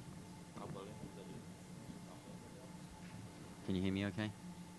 Yeah. Yes? Can we hear you? Can you hear me okay? No, I think we need another mic. We could also lose the strobe light before we give somebody an epileptic. Hi, can you hear me now? Yeah, okay, thank you. Simon Lacey from the World Economic Forum.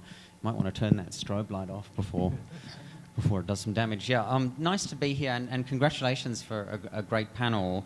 I'll keep my remarks short, and I just wanted to just to sort of comment a little bit on some really great things that all of you have said, but particularly Josh Lee, you were talking about sort of meaningful innovation. Use the term technology agnostic. There is a term for that in trade speak, and it's technological neutrality. I believe it's in the General Agreement on Tariffs and Services. General Agreement on Trade and Services, and also this interoperability, particularly in the regulatory realm. I think that's really going to be important going forward. One thing, anyone who's sort of watched this sector evolve over the last 10 years has seen that this idea that there would be some harmonization or that governments would sort of refrain from regulating in ways that could be harmful, or let's say that ways that could be very impactful in the digital economy, that's sort of no longer the case. I mean, most governments have recognized this belongs to sort of the commanding heights of the economy, and this is just too important not to regulate or to have a sort of laissez-faire approach. And if that is going to be the case, then we need to focus on, okay, well, how do we make different regulatory outcomes interoperable? And actually trust is a big part of that. And so when we have sort of mutual recognition agreements, or when we agree to operate according to certain principles, the underlying tenet there is that governments sort of trust one another to interpret and apply their domestic regulatory frameworks in ways that allow for interoperability. I just want to finish with maybe one comment, and that is that I'm a bit surprised that I haven't heard the term minimally trade restrictive or least trade restrictive in terms of either, you know, guardrails or the way that we should be aiming to formulate negotiated outcomes. Remember, this is sort of a core tenet of the agreement on technical barriers to trade, and I think this should really be a guiding light for any negotiated outcomes, to manage the trade-offs between achieving certain regulatory objectives, but making the way that is done minimally trade restrictive, and that will really sort of strengthen the whole idea that ASEAN is about economic integration and cooperation. So I'll leave it at that. Thank you. Thank you so much, Simon, and for providing that global perspective as well and contextualizing it in the context of other principles, such as least trade restrictive. Any other comments? Maybe Pak Ibrahim? Thank you very much, Dr. Ming, and thank you very much all speakers who have been presenting thorough discussion on the potential of DeFi implementation in ASEAN. I just want to echo what Pak Teo has mentioned early on about heterogeneity across ASEAN countries. And as BCG based the proposal of DeFi implementation based on survey among 2,000 SMEs in ASEAN, it is important to realize that the performance of SMEs in ASEAN is very different across ASEAN member states. I just want to share our study last year for Arise Plus ASEAN, which is, revealing impact of technology adoption may be different country by country, so that when we envision to generate double impact through DeFa for all member states, it should be also discuss how to channel it, how to distribute it, who get what, so that the impact of double or quadruple or triple value added or whatever it is in ASEAN countries can be distributed and really benefited for all member states, and not for specific countries who have been achieving much more decent level of, for instance, SME development.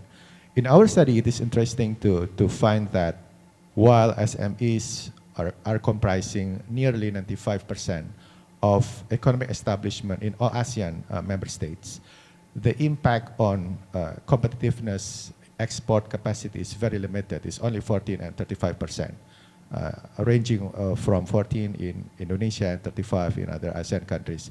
And when we impulse technology adoption, then the impact is also different. Technology adoption is not able to leverage the capacity for small and medium, but yes, it is for large countries. That is, agenda that should be discussed, so that, as I mentioned to you before, that the impact should be able to be the benefits should be spread across ASEAN countries and across SMEs, so that we can have equal distribution of impact in this DeFa proposal. Back to Dr. Ming. Thank you so much. I do recognize that we have two more people who want to respond, but we do have, in the interest of time, because we have one more panel, so we have opportunity to provide more feedback, and so I will ask for that channel to engage both of you. But I just want to close this panel so that we don't run over time for the second panel, to ask our very esteemed guests here, landmark framework agreements like DeFa do not happen overnight. This is a very accelerated process that we're looking at, but that's 2 years, and then ratification will take time, and then implementation and specific programs. So just as a really quick fire round, one sentence, what would each of you like the negotiators to think about in terms of the urgency of realizing the benefits of DeFa, even as these 2+ years negotiations are taking place? Maybe I start with Josh, Athita, Leyland, and we give Pak Teo the last word. Thanks, Josh. Ming. I'm smiling because it's hard to ask a lawyer to keep things to one sentence. But it's easy to comment from a panel rather than create, and I know that's going to be intense negotiations over the next 2 years. But I think one thing to always just bear in mind is that ASEAN has already come a long way. There are things on ASEAN in the space of data protection, in terms of model contractual clauses and so on. So where there are tough gaps, remember that we've already come a long way and there is just this extra step to go. I think the second point I want to mention is something that Aditha earlier mentioned as well, which is that FPF stands ready to assist in whatever way possible.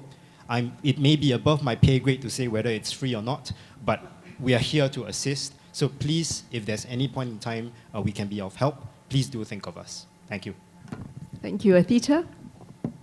Thank you. So digital trade is by its nature global, and whatever solutions are employed at the regional level, including of course at DEFA, should be assessed through the prism of their interoperability at the global level, and UNCITRAL can be helpful in that respect to DEFA negotiators. Of course, we stand ready to help in whatever capacity we can, and I can say it would be for free. So we look forward to collaborating with ASEAN member states and all our partners in the region. Thank you. That's putting the pressure on me. But Yeah, take note, take note. Leilin? Thanks, Min. Let me just echo what Josh said. You're not starting from zero. There are already good initiatives out there. Through the digital work that we're doing in DEFA, we could actually create greater inclusivity. So this is a very kind of important venture that we are working on. So look for commonalities rather than differences. Thank you. Pak Teo? Okay, well, pressure on the last one. I think based on experience, as we review everything word by word, by provision, we come to realize that where we are standing right now, as a country or as a region. By that, we have the idea where we would like to go, our goals, where our next step, and what route that we should took for that. And I think DEFA give the chance for us to develop our digital economy regionally. Thank you. Thank you. I think you're absolutely right that the negotiations are happening, but the direction of travel and the spirit of DEFA is already being tangibly felt. Thank you, everybody. This is really fantastic feedback for the negotiators. We will be putting together some summaries and a report that will actually be provided to the negotiators afterwards. And not only is this urgent, but also it's important to get it right and to support the implementation. And we have lots of offers of support. So please join me, everybody, in thanking Josh, Aditha, Leilin, Pak Teo, as well as our respondents for their insights. Thank you very much.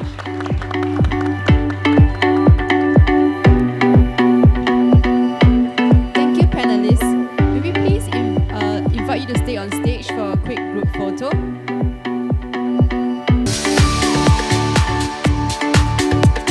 we have Leilin on screen as well?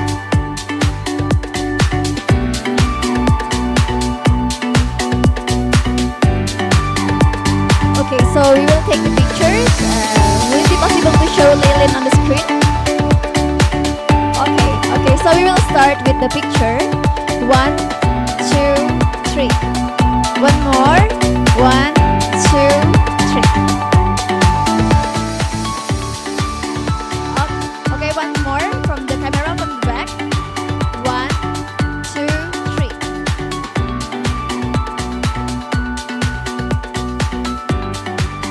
Is it okay? Okay, it's perfect. Thank you very much, esteemed panelists and the audience for the active participations. Okay, now the Gen Z photo sessions.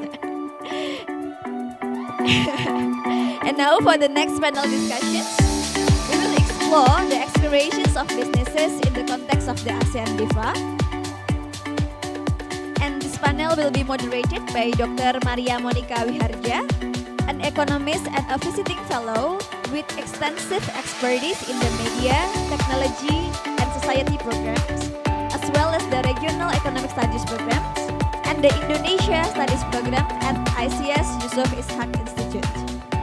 Joining the second panel is Dr. Jasmine Begum, Regional Director, Legal and Government Affairs, Microsoft ASEAN Region, Mr. Yu Heng Lim, Group Managing Director of Public Affairs, GRAB, Mr. Jayden Ventarakis, Head of ASEAN Equity Research at Macquarie Group, and Ms. Sati Raswanto, Co-Founder and CEO of VIDA.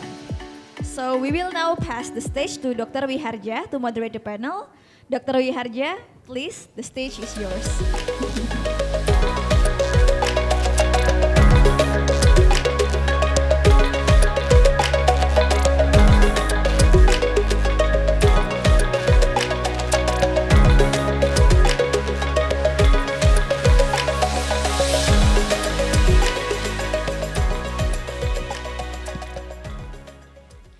Good morning, good afternoon, distinguished audience and distinguished speakers. My name is Maria Monica Wiharja, visiting fellow at ASEAN Futures Institute in Singapore. It has been a fascinating panel discussion. I learned a lot from the previous panel discussion, and I hope everyone else here and also people in the audience learn a lot from the first panel discussion. And I'm really glad to hear that I think we might see some converging views in many areas of ASEAN DEFA between the first panel speakers and the second panel speakers. So this panel aims to discuss the ideal outcomes and potential roadblocks for the ASEAN DEFA by highlighting the perspective of the private sector from global companies, regional firms, local businesses, and investors. And to represent these multiple stakeholders, we have 4 distinguished panelists. The first one is Dr. Jasmine Begum. Jasmine is based in Kuala Lumpur, and she leads Microsoft's corporate external and legal affairs for the ASEAN region. With over 30 years of award-winning experience, she brings extensive expertise in legal policy, regulatory engagement, and communications. Prior to Microsoft, Jasmine held leadership positions at Dell, the UNDP, and the United Nations Executive Office of the Secretary General in New York. Welcome, Dr. Jasmine. And our the second distinguished speaker is Yu Heng Lim. Yu Heng is the Managing Director of Public Affairs at GRAB. He holds various portfolios in GRAB's. He oversees GRAB's public affairs work across the region, and his work includes formulating GRAB's public policy and advocacy strategy, as well as building GRAB's thought leadership on policy issues relevant to tech in Southeast Asia. Yu Heng also leads GRAB for Business, which is GRAB's business focused on serving companies with their transportation and delivery needs. He's also responsible for post-merger integrations for GRAB's acquisitions. Welcome, Yu Heng. And our third distinguished speaker is Jayden Ventarakis. Jayden is the head of ASEAN and Singapore research for Macquarie, Southeast Asia. He's also covering Indonesia and Singapore financials. He was appointed to this role after spending 9 years as an equity analyst based in Indonesia, covering strategy, banks, mining, and energy, and has been recognized as a top analyst in recent years for banks coverage in institutional investor polls. And prior to relocating to Asia, Jayden spent 6 years in a variety of roles in commercial banking in Australia, including consumer banking, operations, and corporate credit. Welcome, Jayden. And our fourth distinguished speaker is Sati Raswanto. Sati is the co-founder and chief commercial officer of VIDA, a digital identity company based in Jakarta that promotes digital trust and inclusion. She was previously the founding managing director of Endover in Indonesia, an organization that supports a global network of high-impact entrepreneurs by helping them scale up their leadership and companies by connecting them to networks, knowledge, talent, and investors, and by providing them with a platform to give back to the next generations of entrepreneurs. Welcome, Sati. So let me start off the panel discussion by asking these questions to Jasmine and to Sati to represent global companies and startups. So from the business perspective, how regulation heavy should DEFA be? Given the competing digital regulatory frameworks globally, from market-driven, state-driven to regulations-driven approach, what regulatory frameworks might be best suited for Southeast Asia? Or could ASEAN have its own unique and pragmatic approach to DEFA? Thank you very much, Dr. Monica. A very good morning, Excellencies, representatives of the AMS, as well as the participants online and those who are here. I would like to thank ASEAN for the opportunity to provide this intervention and participate in this very robust dialogue. I think fundamental, and I believe this strongly, in order for us to ensure DEFA will be meaningful, progressive, and future-proofed, agility is going to be critical. I think both in the panel prior to this and in the keynote addresses at the outset, one point that was made very clear is that given how transformative technology and how fast it is evolving, we cannot have an agreement that is anchored on previous practices. I think whether it is international standards, whether it is applicability, the most critical part of this, it has to be agile. It has to be, I think that was very clearly called out in one of the principles, that it will be progressive. It has to be future-proofed and a living document.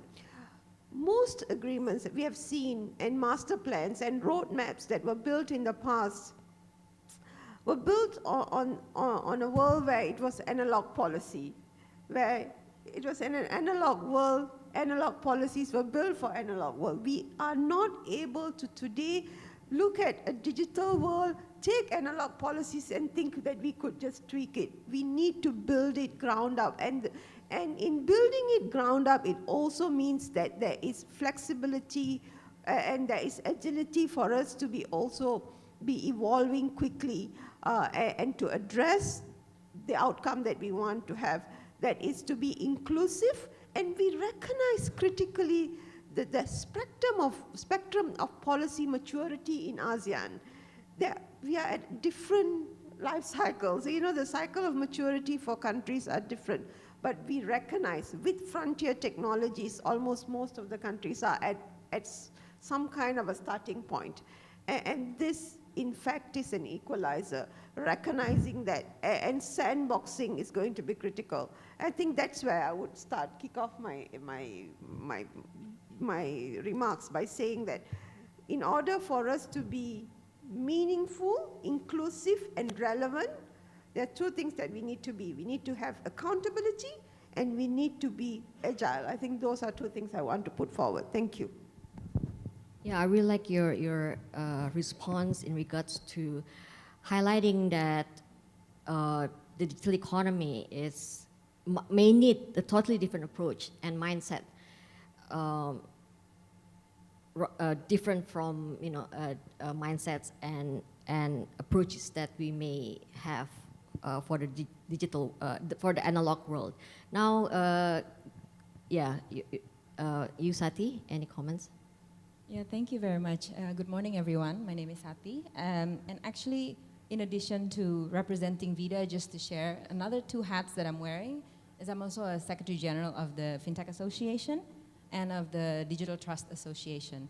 And the reason why that's important is just to ensure that those associations are actually very important as part of these conversations, because they also represent a bigger chunk of the digital economy in Indonesia. So for example, in the FinTech Association, we have 350 members, over 25 business models, and it's the largest FinTech associations in actually the region. But actually, Dr. Jasmine took the words out of my mouth on agility.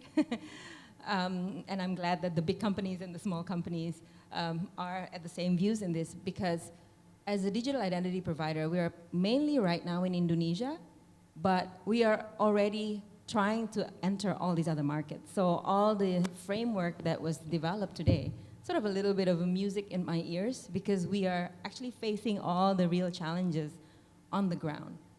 And I think what is interesting is actually the difference between the digital businesses and the more analog traditional businesses, or we call it digital native versus digital transformative businesses.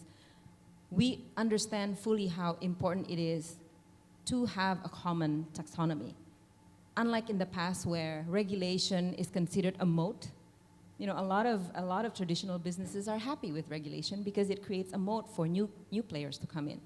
As a digital business, we look at slightly different because we understand the value of interoperability, we understand the value of a common platform and a common playing field, because that is what would actually spur innovation. Competition is actually good for digital businesses. In our company, we value a lot of that, and that's why there's associations where, as an industry, we come together to create frameworks that works for us, because we know whatever technology that we invest in, everybody needs to be able to connect to it, and that's how we grow together. So agility, I agree with Ibu Yasmin, it's very important. Secondly, as a business, we are already doing this. I think one of the things that stark for me when I was looking at the negotiation is actually the timeline. And I understand how difficult it is to bring everything together. But the business will continue regardless of what the framework is. We are expanding to different Southeast Asian countries anyway. And I think one important aspect could be that the idea of sandbox, right? As the negotiation happen and unfold, how do you bring these experience and implementation challenges that the businesses who are actually trying to do this on the ground into the framework to make sure that these principles, which I think is an amazing way of thinking about this framework, is robust to the challenges on the ground. Thank you, Sati. I think echoing what has been said in the first panel about principle-based DEFA and not like being very prescriptive, right? I think this is something that is also echoed by Dr. Jasmine and Sati to support agility for the digital economy in the region. But also at the same time, you know, we've heard also from the first panel and also from Sati that there has to be some harmonizations and consistencies and taxonomies, right? As well as, you know, later on interoperability. So now the next questions for Yu Heng and Jaden. How do we balance between regulatory harmonizations and innovation, given the huge diversity of ASEAN economies in their digital development? You know, we can expect that the more digitally developed economies are more ready for regulatory harmonization, but the less digitally developed economies may need more hands-off approach, right, to let a more market-driven digital development. Yeah, I think countries and governments would need to, I think, really figure out that there is a need to give and take and really drive common ground, because from a business perspective, we talk a lot about how exciting ASEAN is, how that it's the next destination for FDI and growth. The reality for us as a tech company in Southeast Asia is that it is actually a very complex and difficult market to operate in, with very different regulatory regimes for us. And so the promise of investments, and when investors double click into Southeast Asia, they find it very, especially if you're not familiar with Southeast Asia, difficult to understand and operate in.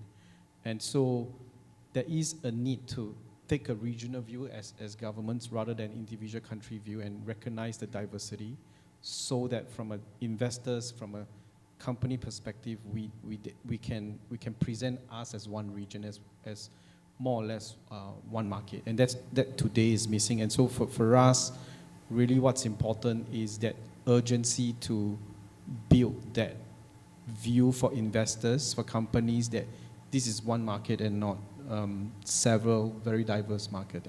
And today, I think that's not the case, and there's urgency to do that. We have a time frame for us for that to happen, and if we miss the boat, we are not going to be competitive globally. Jaden? Yeah, thank you. Good morning. It's a privilege to be part of this conversation. And I do wish the negotiators all the very best in reaching a very positive outcome. I would just maybe open with some remarks to say that I think there is a lot of goodwill from international investors. So I normally interface with the public side. But there's a lot of, I think, goodwill for Southeast Asia, and as has been alluded to earlier, to really look at this region as having a lot of potential. So I think getting this right will obviously allow that to be realized. I think there's been some good sort of suggestions on harmonization, so really just to sort of pick up on a couple that have resonated with me as well. I'd say that the sandboxing, if a certain technology or business or idea works in one country, then it will be great for the whole region to really benefit from that. To take whatever learnings we've had from the testing in, say, Thailand, and be able to apply that to Indonesia as well, would be able to save business a lot of time and really allow us to accelerate. I think the second challenge is licensing. So I think we had a recent example, with live stream e-commerce, that was seen as potentially at odds with what micro and SME enterprises in one particular market would be looking for. And if we can have sort of a common framework where we could say, we license this particular business or technology, and you've got the passport to the whole of Southeast Asia, that could be a really powerful sort of concept. So those would be the two that I would sort of call out that, from my mind, would be great for harmonization. Thank you. Thank you. I think it's very interesting, because what we heard from Yu Hang is that I think it's going to be very beneficial for the regions if we can be seen as a more integrated single market, right, rather than disparate markets in the regions. They would become more attractive to global investors. But at the same time, from the first two speakers, we heard that also, like, we want the regions to be agile when it comes to its approach to digital economy. So I think the challenge here for our negotiators is really to balance between regulatory harmonization and flexibility that would allow the regions to be seen as a single market rather than disparate markets by global investors, but at the same time giving enough space for countries and businesses and to be agile. So moving on to the next question, perhaps this is for Yu Hang and Jaden. What areas then can be made more market-driven and flexible in its approach, and which areas should be harmonized? Maybe I mean, in terms of areas of harmonization for us as a tech company, interoperability is important. We need to function really, again, as one market. And so whether it's harmonization on regulatory regime, data flows, I think those are really important for us. I think the bigger point is also that the tech world is just moving at a very different pace. And if you ask me as a tech company where we think that space will go in 5-10 years' time, it's also anyone's guess. And so again, the point about having a framework or a mechanism that allow us as government regulators and as companies to learn and experiment together, I think is super critical. So whether is it corridors of doing more experimentation, sandbox if you want to call it, or whether is it forums where we can learn everything. I think a lot of times we see governments wanting to make sure that they fully understand the risk before they and develop a framework to fully address those risks is one that will really slow us down.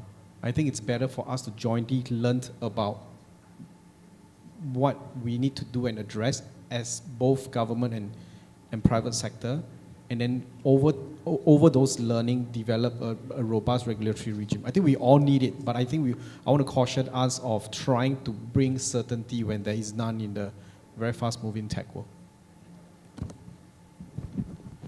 Yeah, thank you, Yu-Heng. I think just building upon that, I would say data protection and data storage.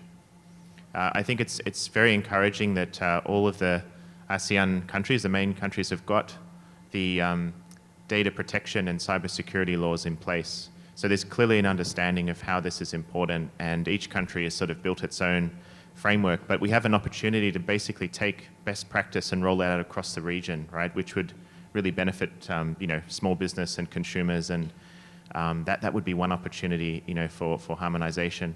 And the second would be the actual storage of data. If we're operating as a 10 ASEAN member bloc, but we still require business to store and replicate the same information onshore in data centers across each of the countries, that's an impediment to investment and also being able to sort of rapidly embrace new technologies as they come through. And I think we'd all agree that data is what's going to underpin pretty much all of the new business models as they come forward. So hopefully we can also reach a point where we can trust each other basically to have storage of that data in each of our markets. Thank you. Yu-Heng, I think you highlighted the point that ASEAN DEFA should remain to be like a living document, not trying to be certain about uncertainties, and continue to be principle-based while providing mechanism and tools for policymakers, regulators to work together with the private sectors and other stakeholders. I hear like some echoing messages about regional sandboxing, right? It could be regulatory sandboxing, but also regulatory sandboxing. Technological sandboxing, but also regulatory sandboxing. And from Jaden, I agree with you that our economies have become so data-driven that I think the region could benefit from free flows of data. But since it also brings challenges when it comes to market structure, privacy, and security, we need some minimal standards to realize trusted free flows of data. And perhaps we could start, as you mentioned, Jaden, perhaps we could start from areas where they are more developed, such as data protection policies, where most Southeast Asian economies have already the law or in the process of issuing data protection laws. Meanwhile, in the longer run, the more sensitive and nascent areas such as data localization could be harmonized, perhaps starting with taxonomy agreement on the standards and types of data, as well as procedures where data could flow freely across borders. Now, my next question is about how to maintain a competitive and dynamic digital economy in the region. So an innovative ecosystem will spur new innovative technologies and new business models. And this region needs a healthy competitions and a fair level playing field, between large and small companies, between online and offline, and also between incumbent and incoming businesses, to build an innovative ecosystem. And because of the nature of digital technology, oftentimes highly concentrated markets emerge in the digital economy sector. Only Singapore has revised its competition policy in the digital economy. So my question to Sati, as co-founder of a startup, and also Jasmine to represent global companies, how will DEFA ensure that there is a fair level playing field for all and that the market in the region stays competitive? I think the framework is developed to ensure that, right? And at the end of the day, the devil is in the detail. And I would like to say that underpinning the digital economy is digital trust.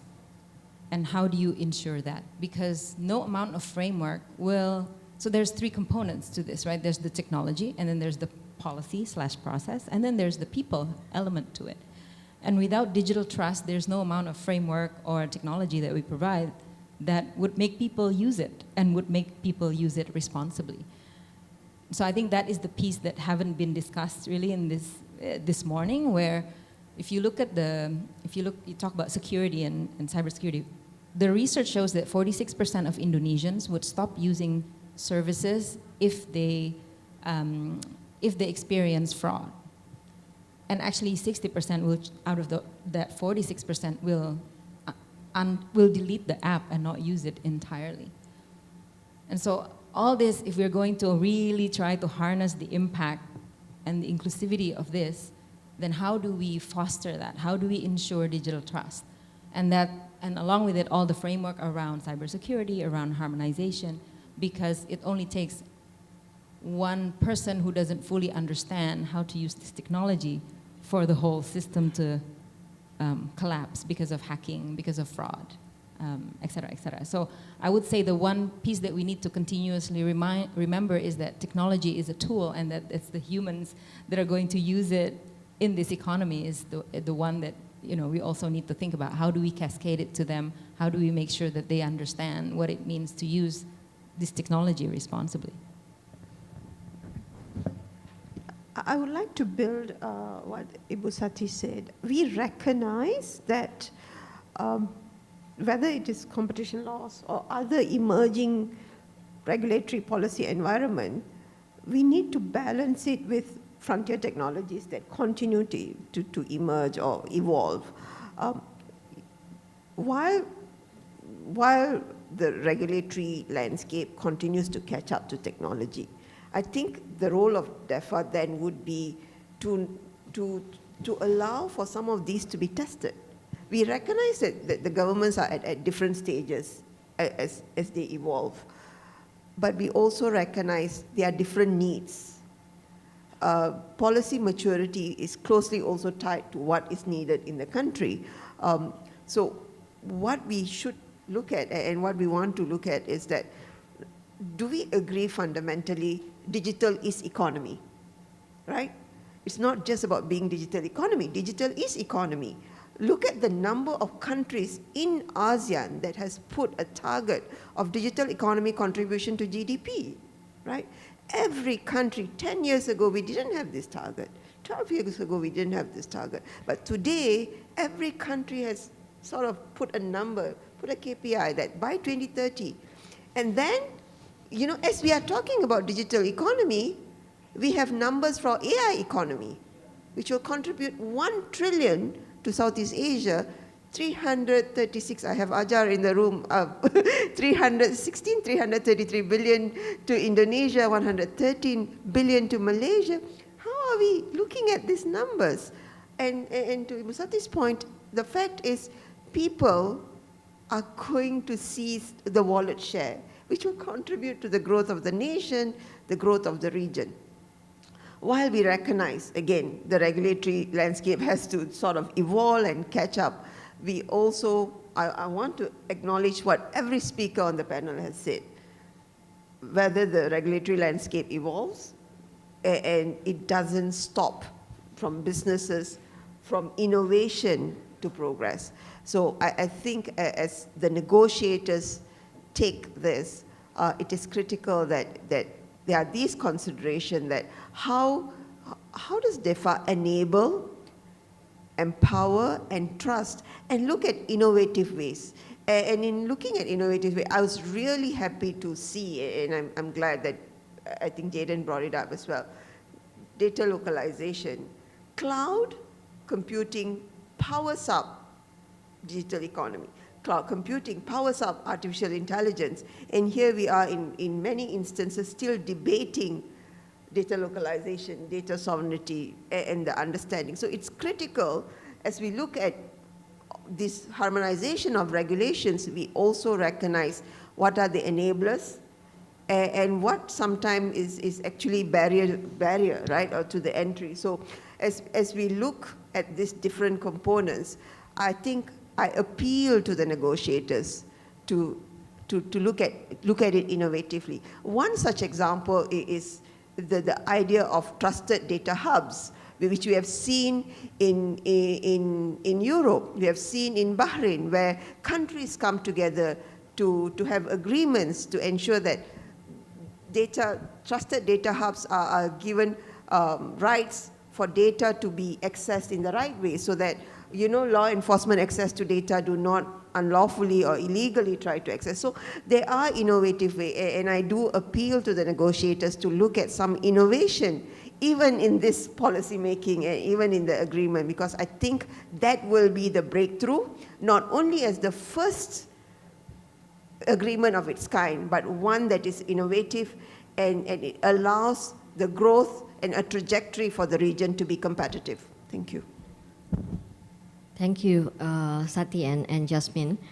So just echoing from the first panel as well, Sati, I think, highlighted that there's no digital economy without digital trust. And I completely agree with that. And Jasmine, you highlighted how DEFA could be sort of a framework for experimentations, or at least giving enough space, right, for businesses to continue to innovate and to be forward-looking when it comes to emerging technologies. So now, to move on to our next question, I would like to ask Yu Hang and Jasmine, what areas do we need to improve on for businesses to be able to competitively participate in an integrated and interoperable regional digital ecosystem that DEFA envisions to achieve? I would like you to also highlight about the importance of talent development and talent mobility in the region. Okay, maybe I'll round off a bit that conversation previously, which I think is a bit linked from. So I think regulators have a very tough job to do. On one hand, they have to drive the growth of the digital economy and bring in global technology and global regional companies. On the other hand, they need to ensure healthy competition. From our perspective, what we sometimes see is because of the lack of sometimes maybe coordination, or every agencies have their own specific mandate, from a regulatory company's perspective, we end up being sometimes rather confused. That's kind of point number one. So I think some of these trade-offs cannot be a result of silos coming up and tech companies trying to figure out the labyrinth that we need to manage. And there needs to be a more strategic conversation, not just at the country level, but at the ASEAN level of, we are ASEAN, we are not Europe, we're not US, we are not at that level of development. What would make sense for us in Southeast Asia? I think there has to be a bit of a top-down strategic conversation rather than individual or even local government, regional government, provinces, each coming up with their own answer, and the outcome for ASEAN it's a rather unstructured one and difficult for companies to manage. So I think that's a difficult conversation, and unfortunately that's the burden of the government. We can support, but government needs to kind of make that decision, and we need to push on that. Then beyond the policy side, I think one of the big challenge for us as Southeast Asia is that we don't want to be just kind of consumer of tech. We want to be producers of tech. We want to be producing talent that we can harness on tech. And today, not just Grab, but most tech company will tell you we sorely lack the tech talent that we need. And we also know that a lot of jobs would go away. A lot of new jobs will come in Southeast Asia. That is a huge transition that Southeast Asia needs to go through.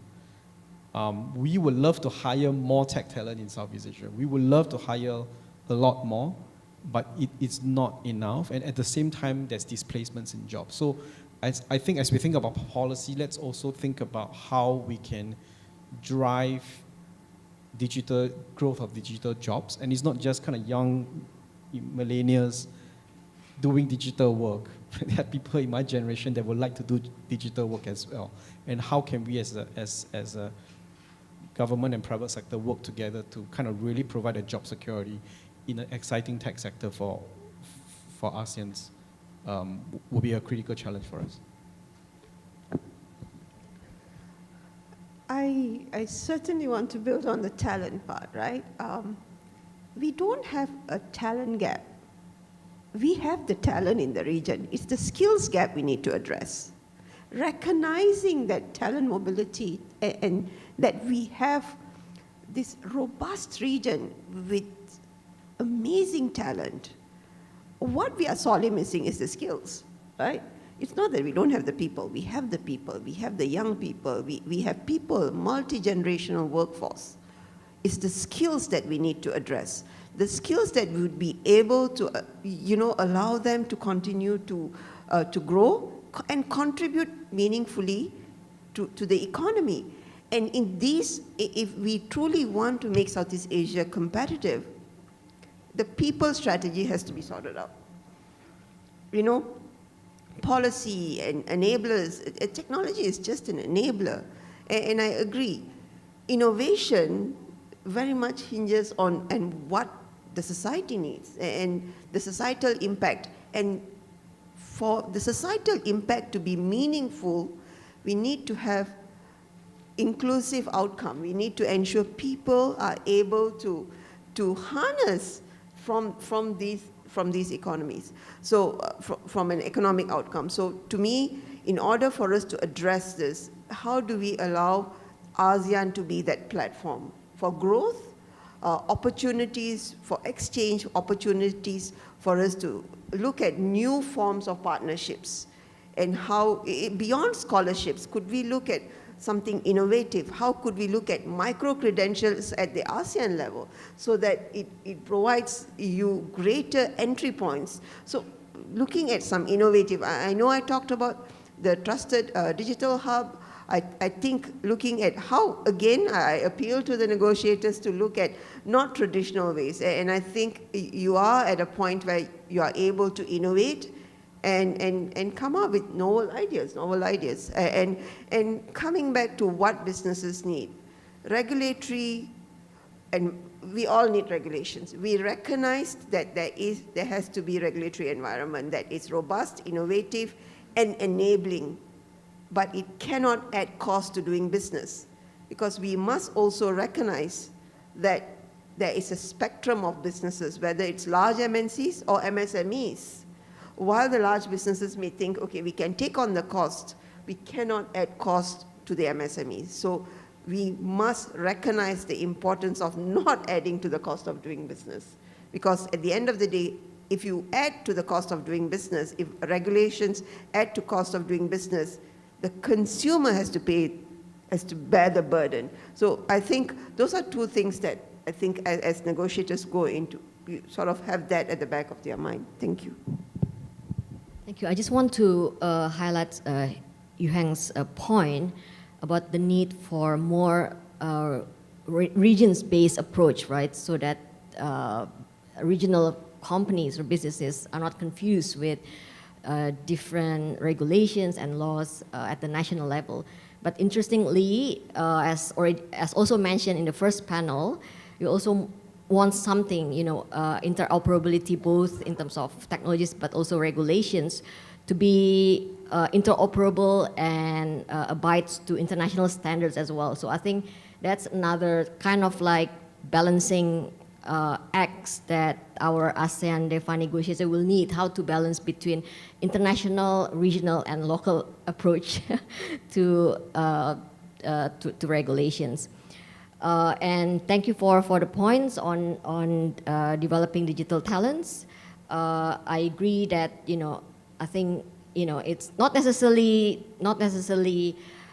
talents gap, but more skills gap in the region, and that could help alleviate in terms of business expansion and having more innovations in the regions, and hence making the region more attractive to investors.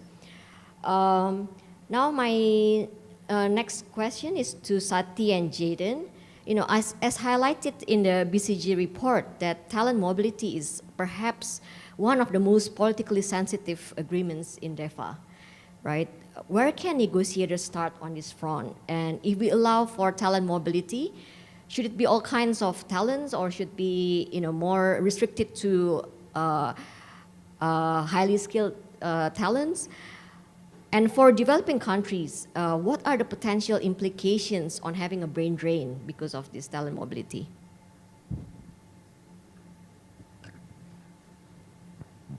Thank you. So I want to go back, I guess, to what we see in the ground day to day. Actually, there's already a lot of movement of skills coming from Silicon Valley and other tech hubs coming back to Southeast Asia in the past decade, spurred by a lot of the new decacorns that are coming, etc. So even us as a small startup, relatively small startup, we have managed to attract quite a few good talent coming from the Valley to work at VIDA, actually. And they consist both who are non-Southeast Asians and diasporas, Indonesian diasporas, who have not been back for a few decades coming back. And in the short run, we find that that is such a great way of filling up the skill gap that we have felt, especially because of the talent war of specific skills that we need, etc. So having diaspora that have a little bit more of exposure to this market, but having been exposed to, the forefront or the cutting edge of technology elsewhere, have really helped quite a lot. And I like what was said about thinking more kind of regionally, because as we know, the policies of bringing in even those diaspora, it's not brain drain, it's actually, I don't know what the opposite of brain drain is, but it's a brain flood, a brain gate coming in. How do we enable that in the short run? How can, I thank the larger companies for actually building up those talents. Grab is a client and a few also source of talent for us in both ways. And so I think we will see more and more of this. I think we're still a bit further out from the talent mobility perspective. I think if we learn from Europe, in the long run, it will equalize. Europe, when they became a single market, there's also different phases of their markets, right? But we don't see the less developed market then have a brain drain or vice versa. There are still people living in the smaller, less developed market in Europe, and actually, as a consumer, all of Europe benefits from the fact that there's a single market. So I wouldn't worry so much about the brain drain. I would worry more about, if we get the framework right, automatically we will see different markets propping up. Because I don't think everybody is necessarily interested in working in a different market. It's all about making sure that we harness all the talent and the skills that we have to develop the whole region. Yeah, maybe just to add my perspectives, I've been very fortunate. Obviously, I'm not from Southeast Asia, but to come to the region and live and work here has been very much a privilege. And I think in my experience, all of the people that I've worked with in my industry, there's always been a lot of, training and knowledge transfer that's always sort of happened either explicitly or just by working together. So I would say that the more that you have people coming in from diverse backgrounds, the richer the experience is going to be and the better the potential for the business is going to be, to be honest.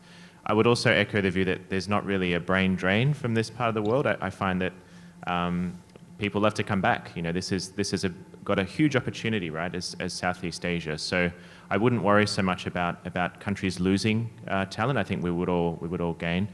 Maybe just to add one other idea to the mix would be, if we identify that there are certain skills that are lacking, why not sort of have international education institutions come in and set up? We've seen countries in Southeast Asia become more open, to international education providers, whether it's at the postgraduate level, which I think it is now, or even for undergraduates and even technical colleges, etc. That would be one way to sort of proactively address that.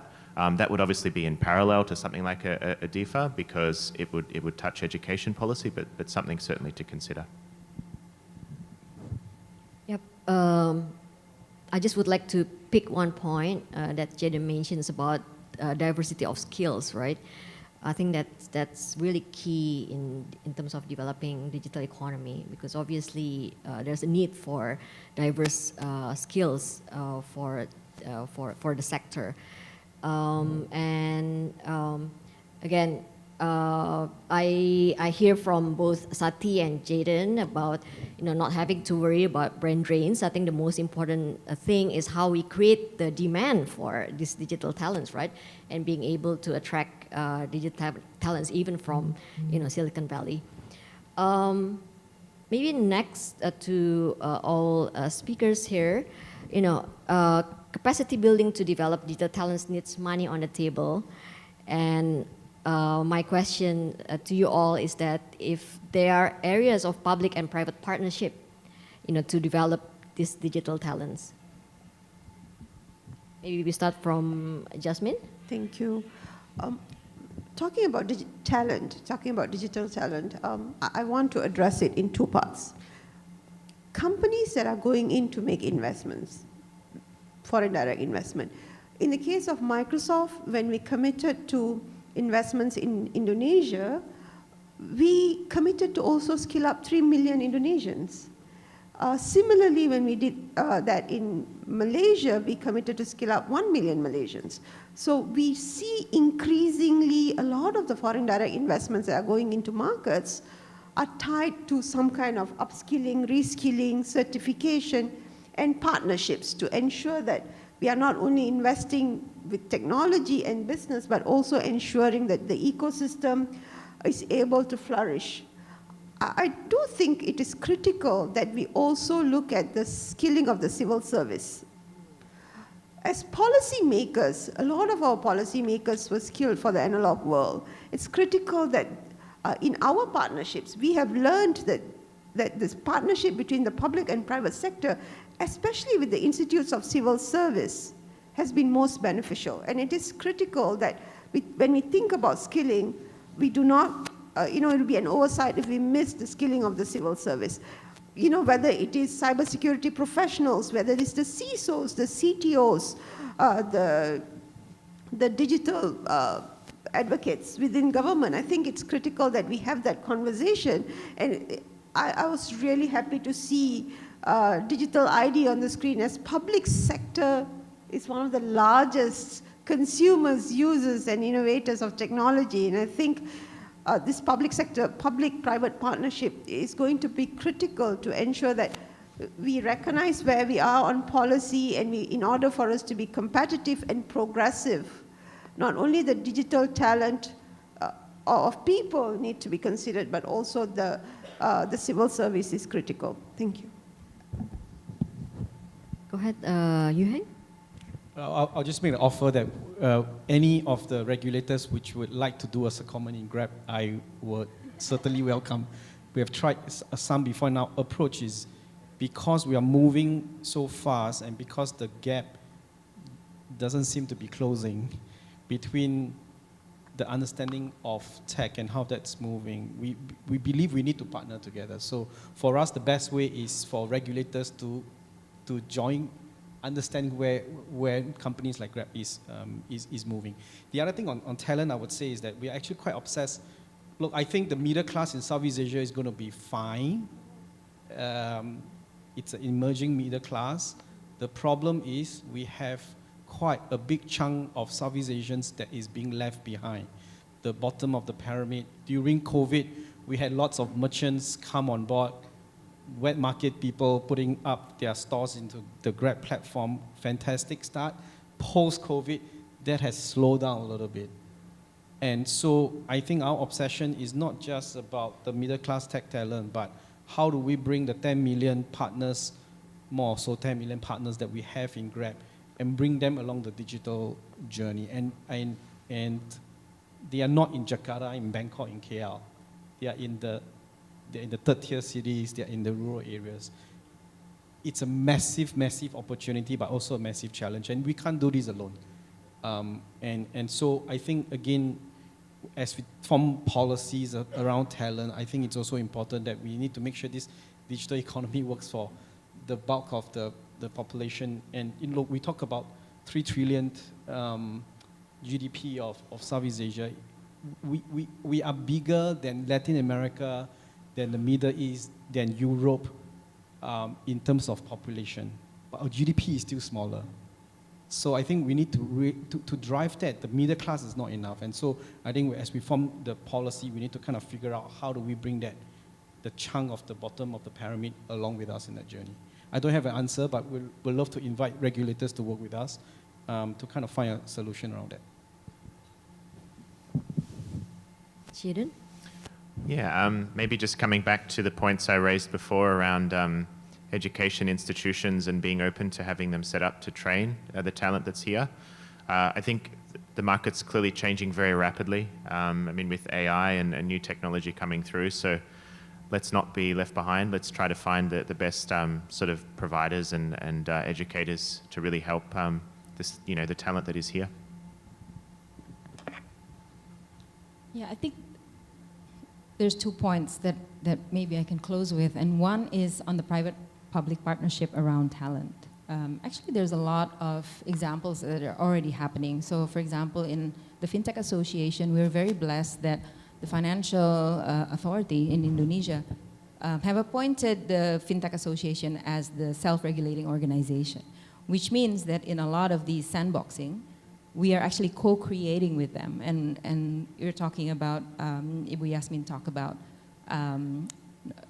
knowledge upgrading of the civil service, things like that. Actually, it's together, the private sector and the civil service. Actually, we're learning this together because the concept of AI, the concept of a lot of this cutting edge technology, it's all new to all of us. And also we see a lot of young civil servants now who are just as knowledgeable to the private sector on this technology front.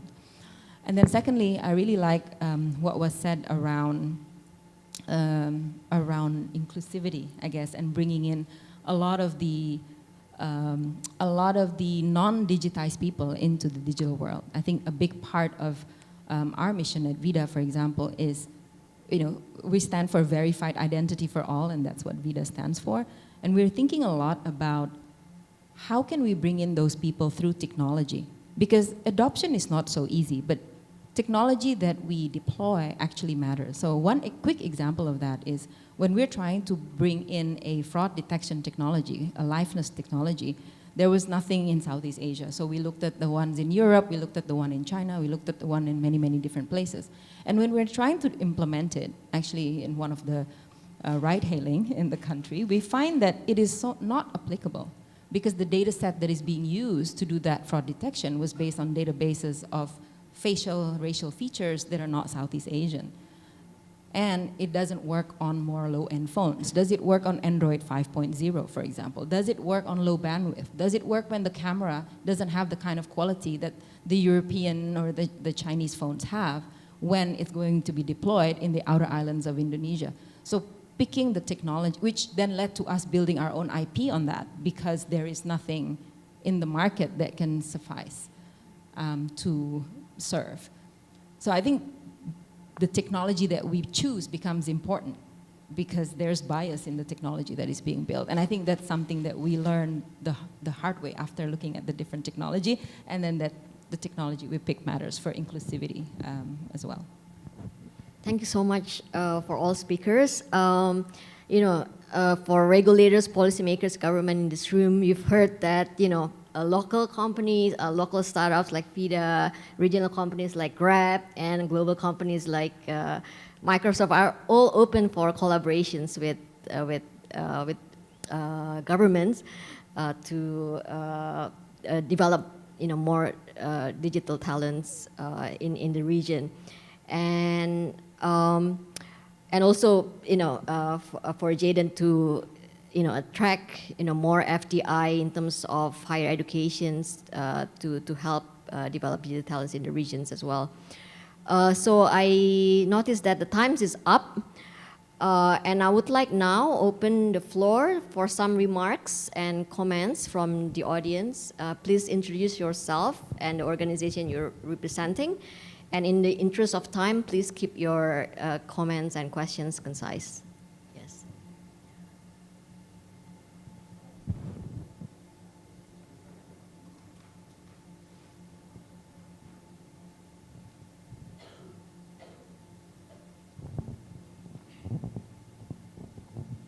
Hello everyone. I'm Alex Zhang from Huawei. Actually, I share a lot of feelings together with panelists, professors, like Sati, Ms. Lim, Yalen, Jasmine, a lot. I see that we need to define our dialogue between the policy and the technology. We always talk in different kind of language format, right? So this is very difficult. One example is at pandemic time, when we develop online education. We have a lot of functionalities, good views, but the level of quality is not there. So if when we see each other, we always buffering, so every plan has been interrupted. So that means we need a very good network quality to support our economy formats, right? So previously, the digital is for the tech companies. So you do your business own. But right now, digital is fundamental for every industry. So that means it's very hard for the cross-domain innovation. It's not the innovation for tech company. It's not the innovation for agriculture, tourist, transportation. It is across domain. It's very diversified. Just like Sati said, in European Union, they do a good job that even it's a different phases of policy, economy, but they try to define a clear priority. When they are booming for next economic growth, they define how their mobile broadband strategy across the European Union. They define that strategy on fixed broadband strategy across the European Union. Yeah, so in this case, we can build a very solid foundation on the technology-wise to make sure that the private sector has the confidence to invest in 5 years, 8 years, 10 years, 20 years. Without proper policy and licensing and converting it to technology, they cannot fit. So we must have the groundwork of technology innovation, digital infrastructure. And then we should solve the problem on the digital trade, digital identification, laws, privacy, talents, all the things. And then on top of that, our whole mechanism agreement. So it's a very hierarchical design. So that means we should put more dialogue, the dialogue to unify technology with different sectors, the laws, all the things. And also we need to define, also put our policy on the digital infrastructure across the ASEAN countries as one of the as a part of this agreement. Not just think about the trade laws itself, but it must be based on the true facts of technology. Even though it is hard to predict, but it is fundamentally there are some facts we can rely on. So that's from my point of view. I hope that to be more dialogue, and we are also eager to help. Thank you. Thank you, Alex. Any other comments or response? Yes, from the back.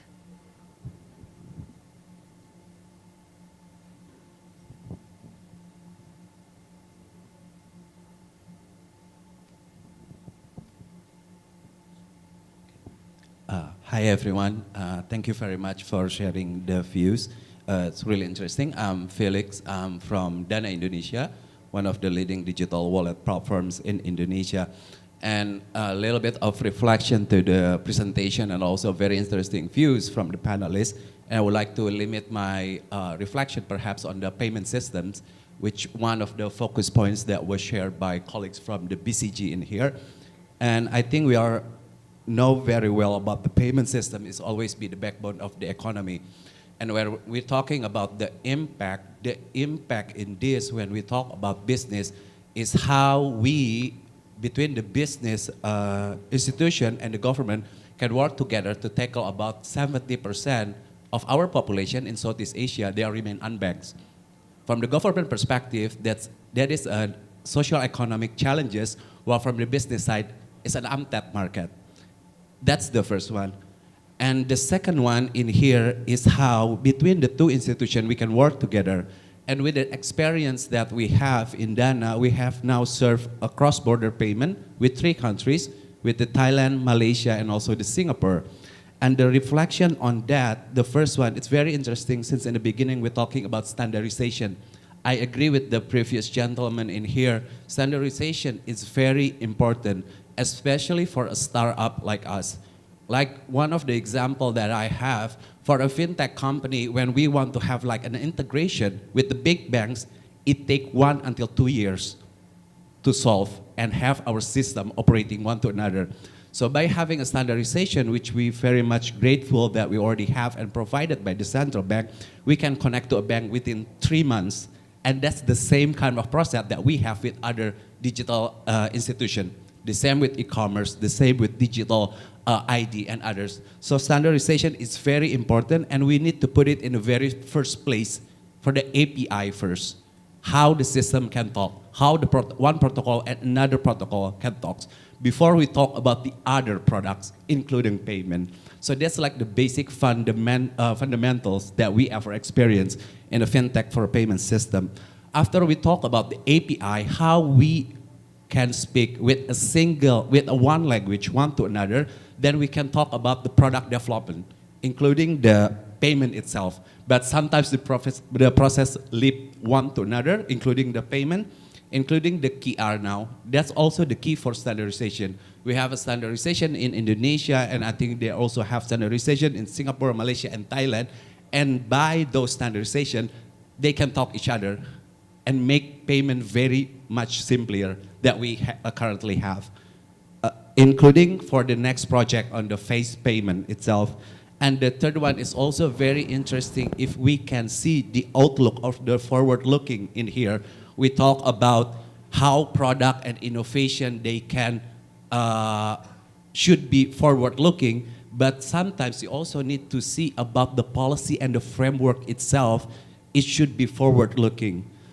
There is a very interesting shift of paradigms now in Southeast Asia, particularly from the financial sectors, the authorities, where in the past perhaps there is like a little bit of view of being archaic. The point of view is very much divided into two: customer protection and to regulate. And now there's like some kind of middle way they provide to the private sectors on how to build the pathway so they can use the services provided by the regulator in here. And it's free and can be used by the private sector, so that's very interesting. And seeing that, it will be very interested if we have a view on how regulatory sandbox can be read between one country and another. So there's also a standardization for regional, for interoperability and interconnectivity on the sandbox. And by having that standardization in procedures, in protocol, and everything, I can give you one very interesting example in payment. In order to catch the number of flow of money that we have in Indonesia, if you are still using cash at the moment, it would take 70 years. If we convert it to a card payment base, it could take like 40 years. Well, if you are using a digital platform, it takes only 6 years. So we can save a lot of years, and we can focus to other things where it's the most. Thank you. Thank you, Felix. In the interest of time, I'm going to open rapid-fire discussion. Last questions for all the panelists. As negotiations start tomorrow, what key considerations should negotiators keep in mind to help ASEAN become an attractive investment destination globally with trusted free flows of data, a fair level playing field, and abundant digital talents? We can start from Jasmine. Sure. I think I started my remarks with this. I think agility, innovation, and while we look at technology is an enabler. It has to be anchored on being inclusive and people-focused. I think the spirit of ASEAN is that, exactly that, and we always need to make sure that everyone would benefit from it. So I reiterate to the negotiators: agility, be bold, go break a mold, be innovative, anchor it on people. Thank you. And Jaden? Yeah, I think just reflecting on this, what I've noticed that's fantastic is there's so many Southeast Asian tech companies that have really come up. You know, we're not just talking about global companies accessing this market, but it's about supporting and encouraging, you know, companies like Dana, like Grab, Vida, etc. So I think to the extent to which this is a really good regulation, it can really help promote Southeast Asia's own business to really come up, and we look forward to seeing many, many more platforms come and then eventually, you know, come to market as well. You have a difficult job. We're here to support. So if there's anything that we can help, questions, we're there. Just let us know what you need. We have a common goal, and so we'll be there to support whatever you need. I just want to echo that, yeah, the private sector is here to also support. I think ultimately it's a huge challenge. I was in government as well before, so I can relate to the task that everyone is going to handle tomorrow. And thank you for bringing this forward. I look forward to seeing how it all evolves and come out, and let us know if how we can support better. I do want to add, I can't say what Grab said about offering an internship, but we have content and we have experience partnering with governments to skill up civil service. So if you have questions, Microsoft is ready to partner with you for the skilling of the civil service. Thank you. Thank you so much, all speakers. It has been a very, very insightful discussion, and I hope that this discussion could help our ASEAN DEFA negotiators tomorrow to prioritize key priority issues in DEFA, and also help address the big challenges that ASEAN DEFA negotiators have in the negotiation process. And this panel highlights business perspective in terms of having a more integrated digital market for ASEAN with trusted free flows of data, a fair level playing field, abundant digital talents, and many more aspects of ASEAN DEFA that we discussed. And let us thank our panelists for their participation and excellent comments. And I will give the floor back to the MC. Thank you. Thank you again to all speakers. May we now please invite the speakers to remain on stage for a group photo.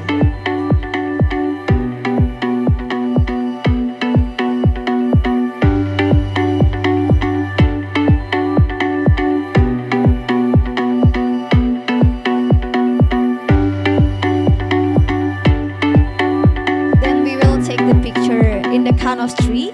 So 1, 2, 3.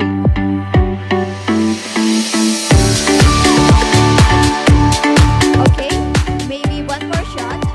1, 2, 3.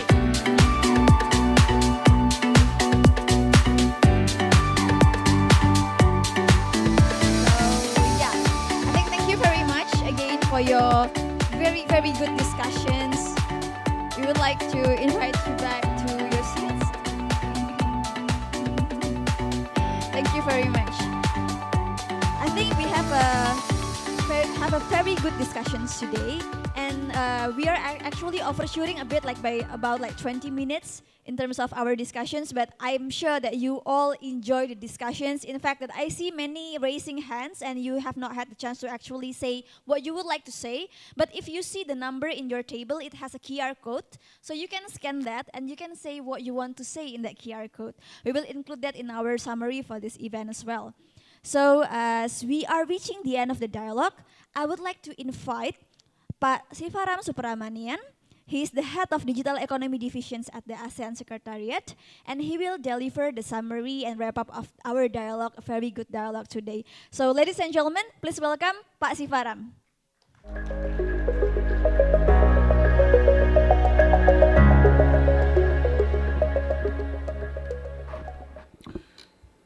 Distinguished guests, ladies and gentlemen, first and foremost, I would like to express my appreciation to all your active participation in this morning.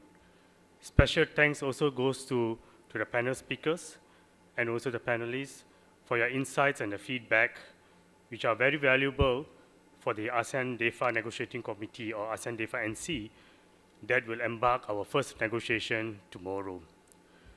Now, I know there's been a lot been spoken, a lot of inputs has been shared, so I can't summarize everything, but let me just, before we close the dialogue, let me just highlight some key takeaways that I've captured, but rest assured, the team here today, they will consolidate all the inputs and they will submit a report to the DEFA Negotiating Committee team, and we will consider all these inputs.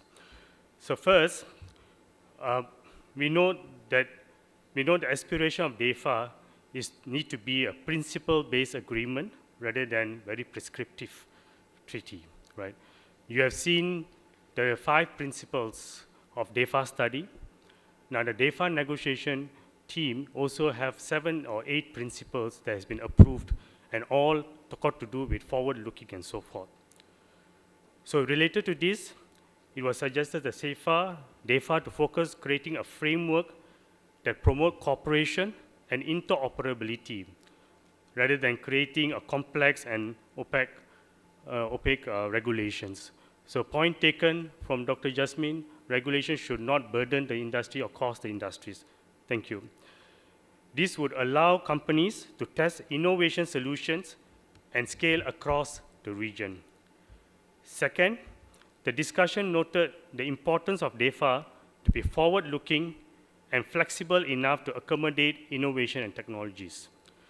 Given the breakneck speed of technology innovation, it is important for DEFA to be neutral. I think this has been highlighted a few times by the panelists, to any kinds of innovation to ensure that the agreement remains relevant even when the new digital solution and technology breakthroughs may happen in the future. Third, the discussion also pointed out the value of offering ample policy space for ASEAN member states to determine their own digital governance approaches through the DEFA. Now, given the diversity of approaches and AMS, the maturity and so on, we do need to respect the local laws. However, DEFA will set a clear principles, common taxonomy, as an example was given by the panel discussion on data protection, and standard definition. The panel also mentioned about how important to adopt international and open standards, which will serve as a basis for the domestic digital economy policies. Fourth, this has been repeated many times and has been offered by the panel session as well, the importance of including capacity building measures to develop ASEAN tech talent to the DEFA, as well as the capacity building to be given to the regulators. Relatedly, the discussion highlighted that DEFA may consider offering mechanism where capacity building will allow for knowledge sharing and training sessions that will bridge the capacity gaps. One initiative that was cited in the last panel session, which I captured, was the public-private partnership for technical assistance is important across the region. Last but not least, it was recommended that a platform for transparent and consistent stakeholder consultation to be in place throughout the DEFA negotiation. We take note on that. The private sector has expressed interest to participate in a consultative process that would be helpful for the negotiation. Given this, it was suggested that a multi-stakeholders and consultative approach to DEFA be pursued to ensure that specific provision in the agreement would not result in unintended consequences and unwanted challenges for the stakeholders, especially the MSMEs as well as the industries. So distinguished guests, ladies and gentlemen, in closing, I would like to express again my heartfelt gratitude to all the participants and also panelists for their invaluable contribution and insightful inputs during the dialogue. Your respective and ideas are integral in shaping our informed decisions.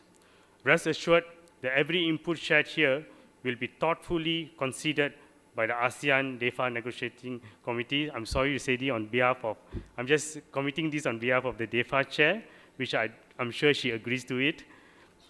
Your engagement in this dialogue is a testament to our commitment towards an inclusive digital future. So thank you again for your kind and active participation at today's dialogue.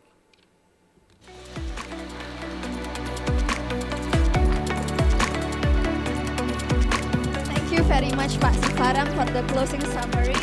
Your commentary neatly wraps up the important points of our discussion today and further highlights the key takeaway that underscore the significance of this comprehensive roadmap for the ASEAN region. To our audience, we would like to thank you for your active participation here and across the globe. We would like to also ask you to scan your QR codes, as Rama mentioned, on the table to give your feedback. For our online audience, we'll be sending it to your email address. Your feedback will go a long way to help us improve further dialogues and events. So once again, thank you to our audience, moderators, and also panelist speakers. We hope that you continue to support ASEAN initiatives, and we hope to see you again at the 11th ASEAN Economic Community Dialogue. And for those who are with us today, please do not go back first because Australia has paid for the lunch, so please have the lunch. Yeah, so I hope you have a good lunch with your friends and new acquaintances here. And for those who are joining us online, thank you once again for joining us today. And the 10th ASEAN Economic Community Dialogue now is concluded. Thank you very much. Thank you.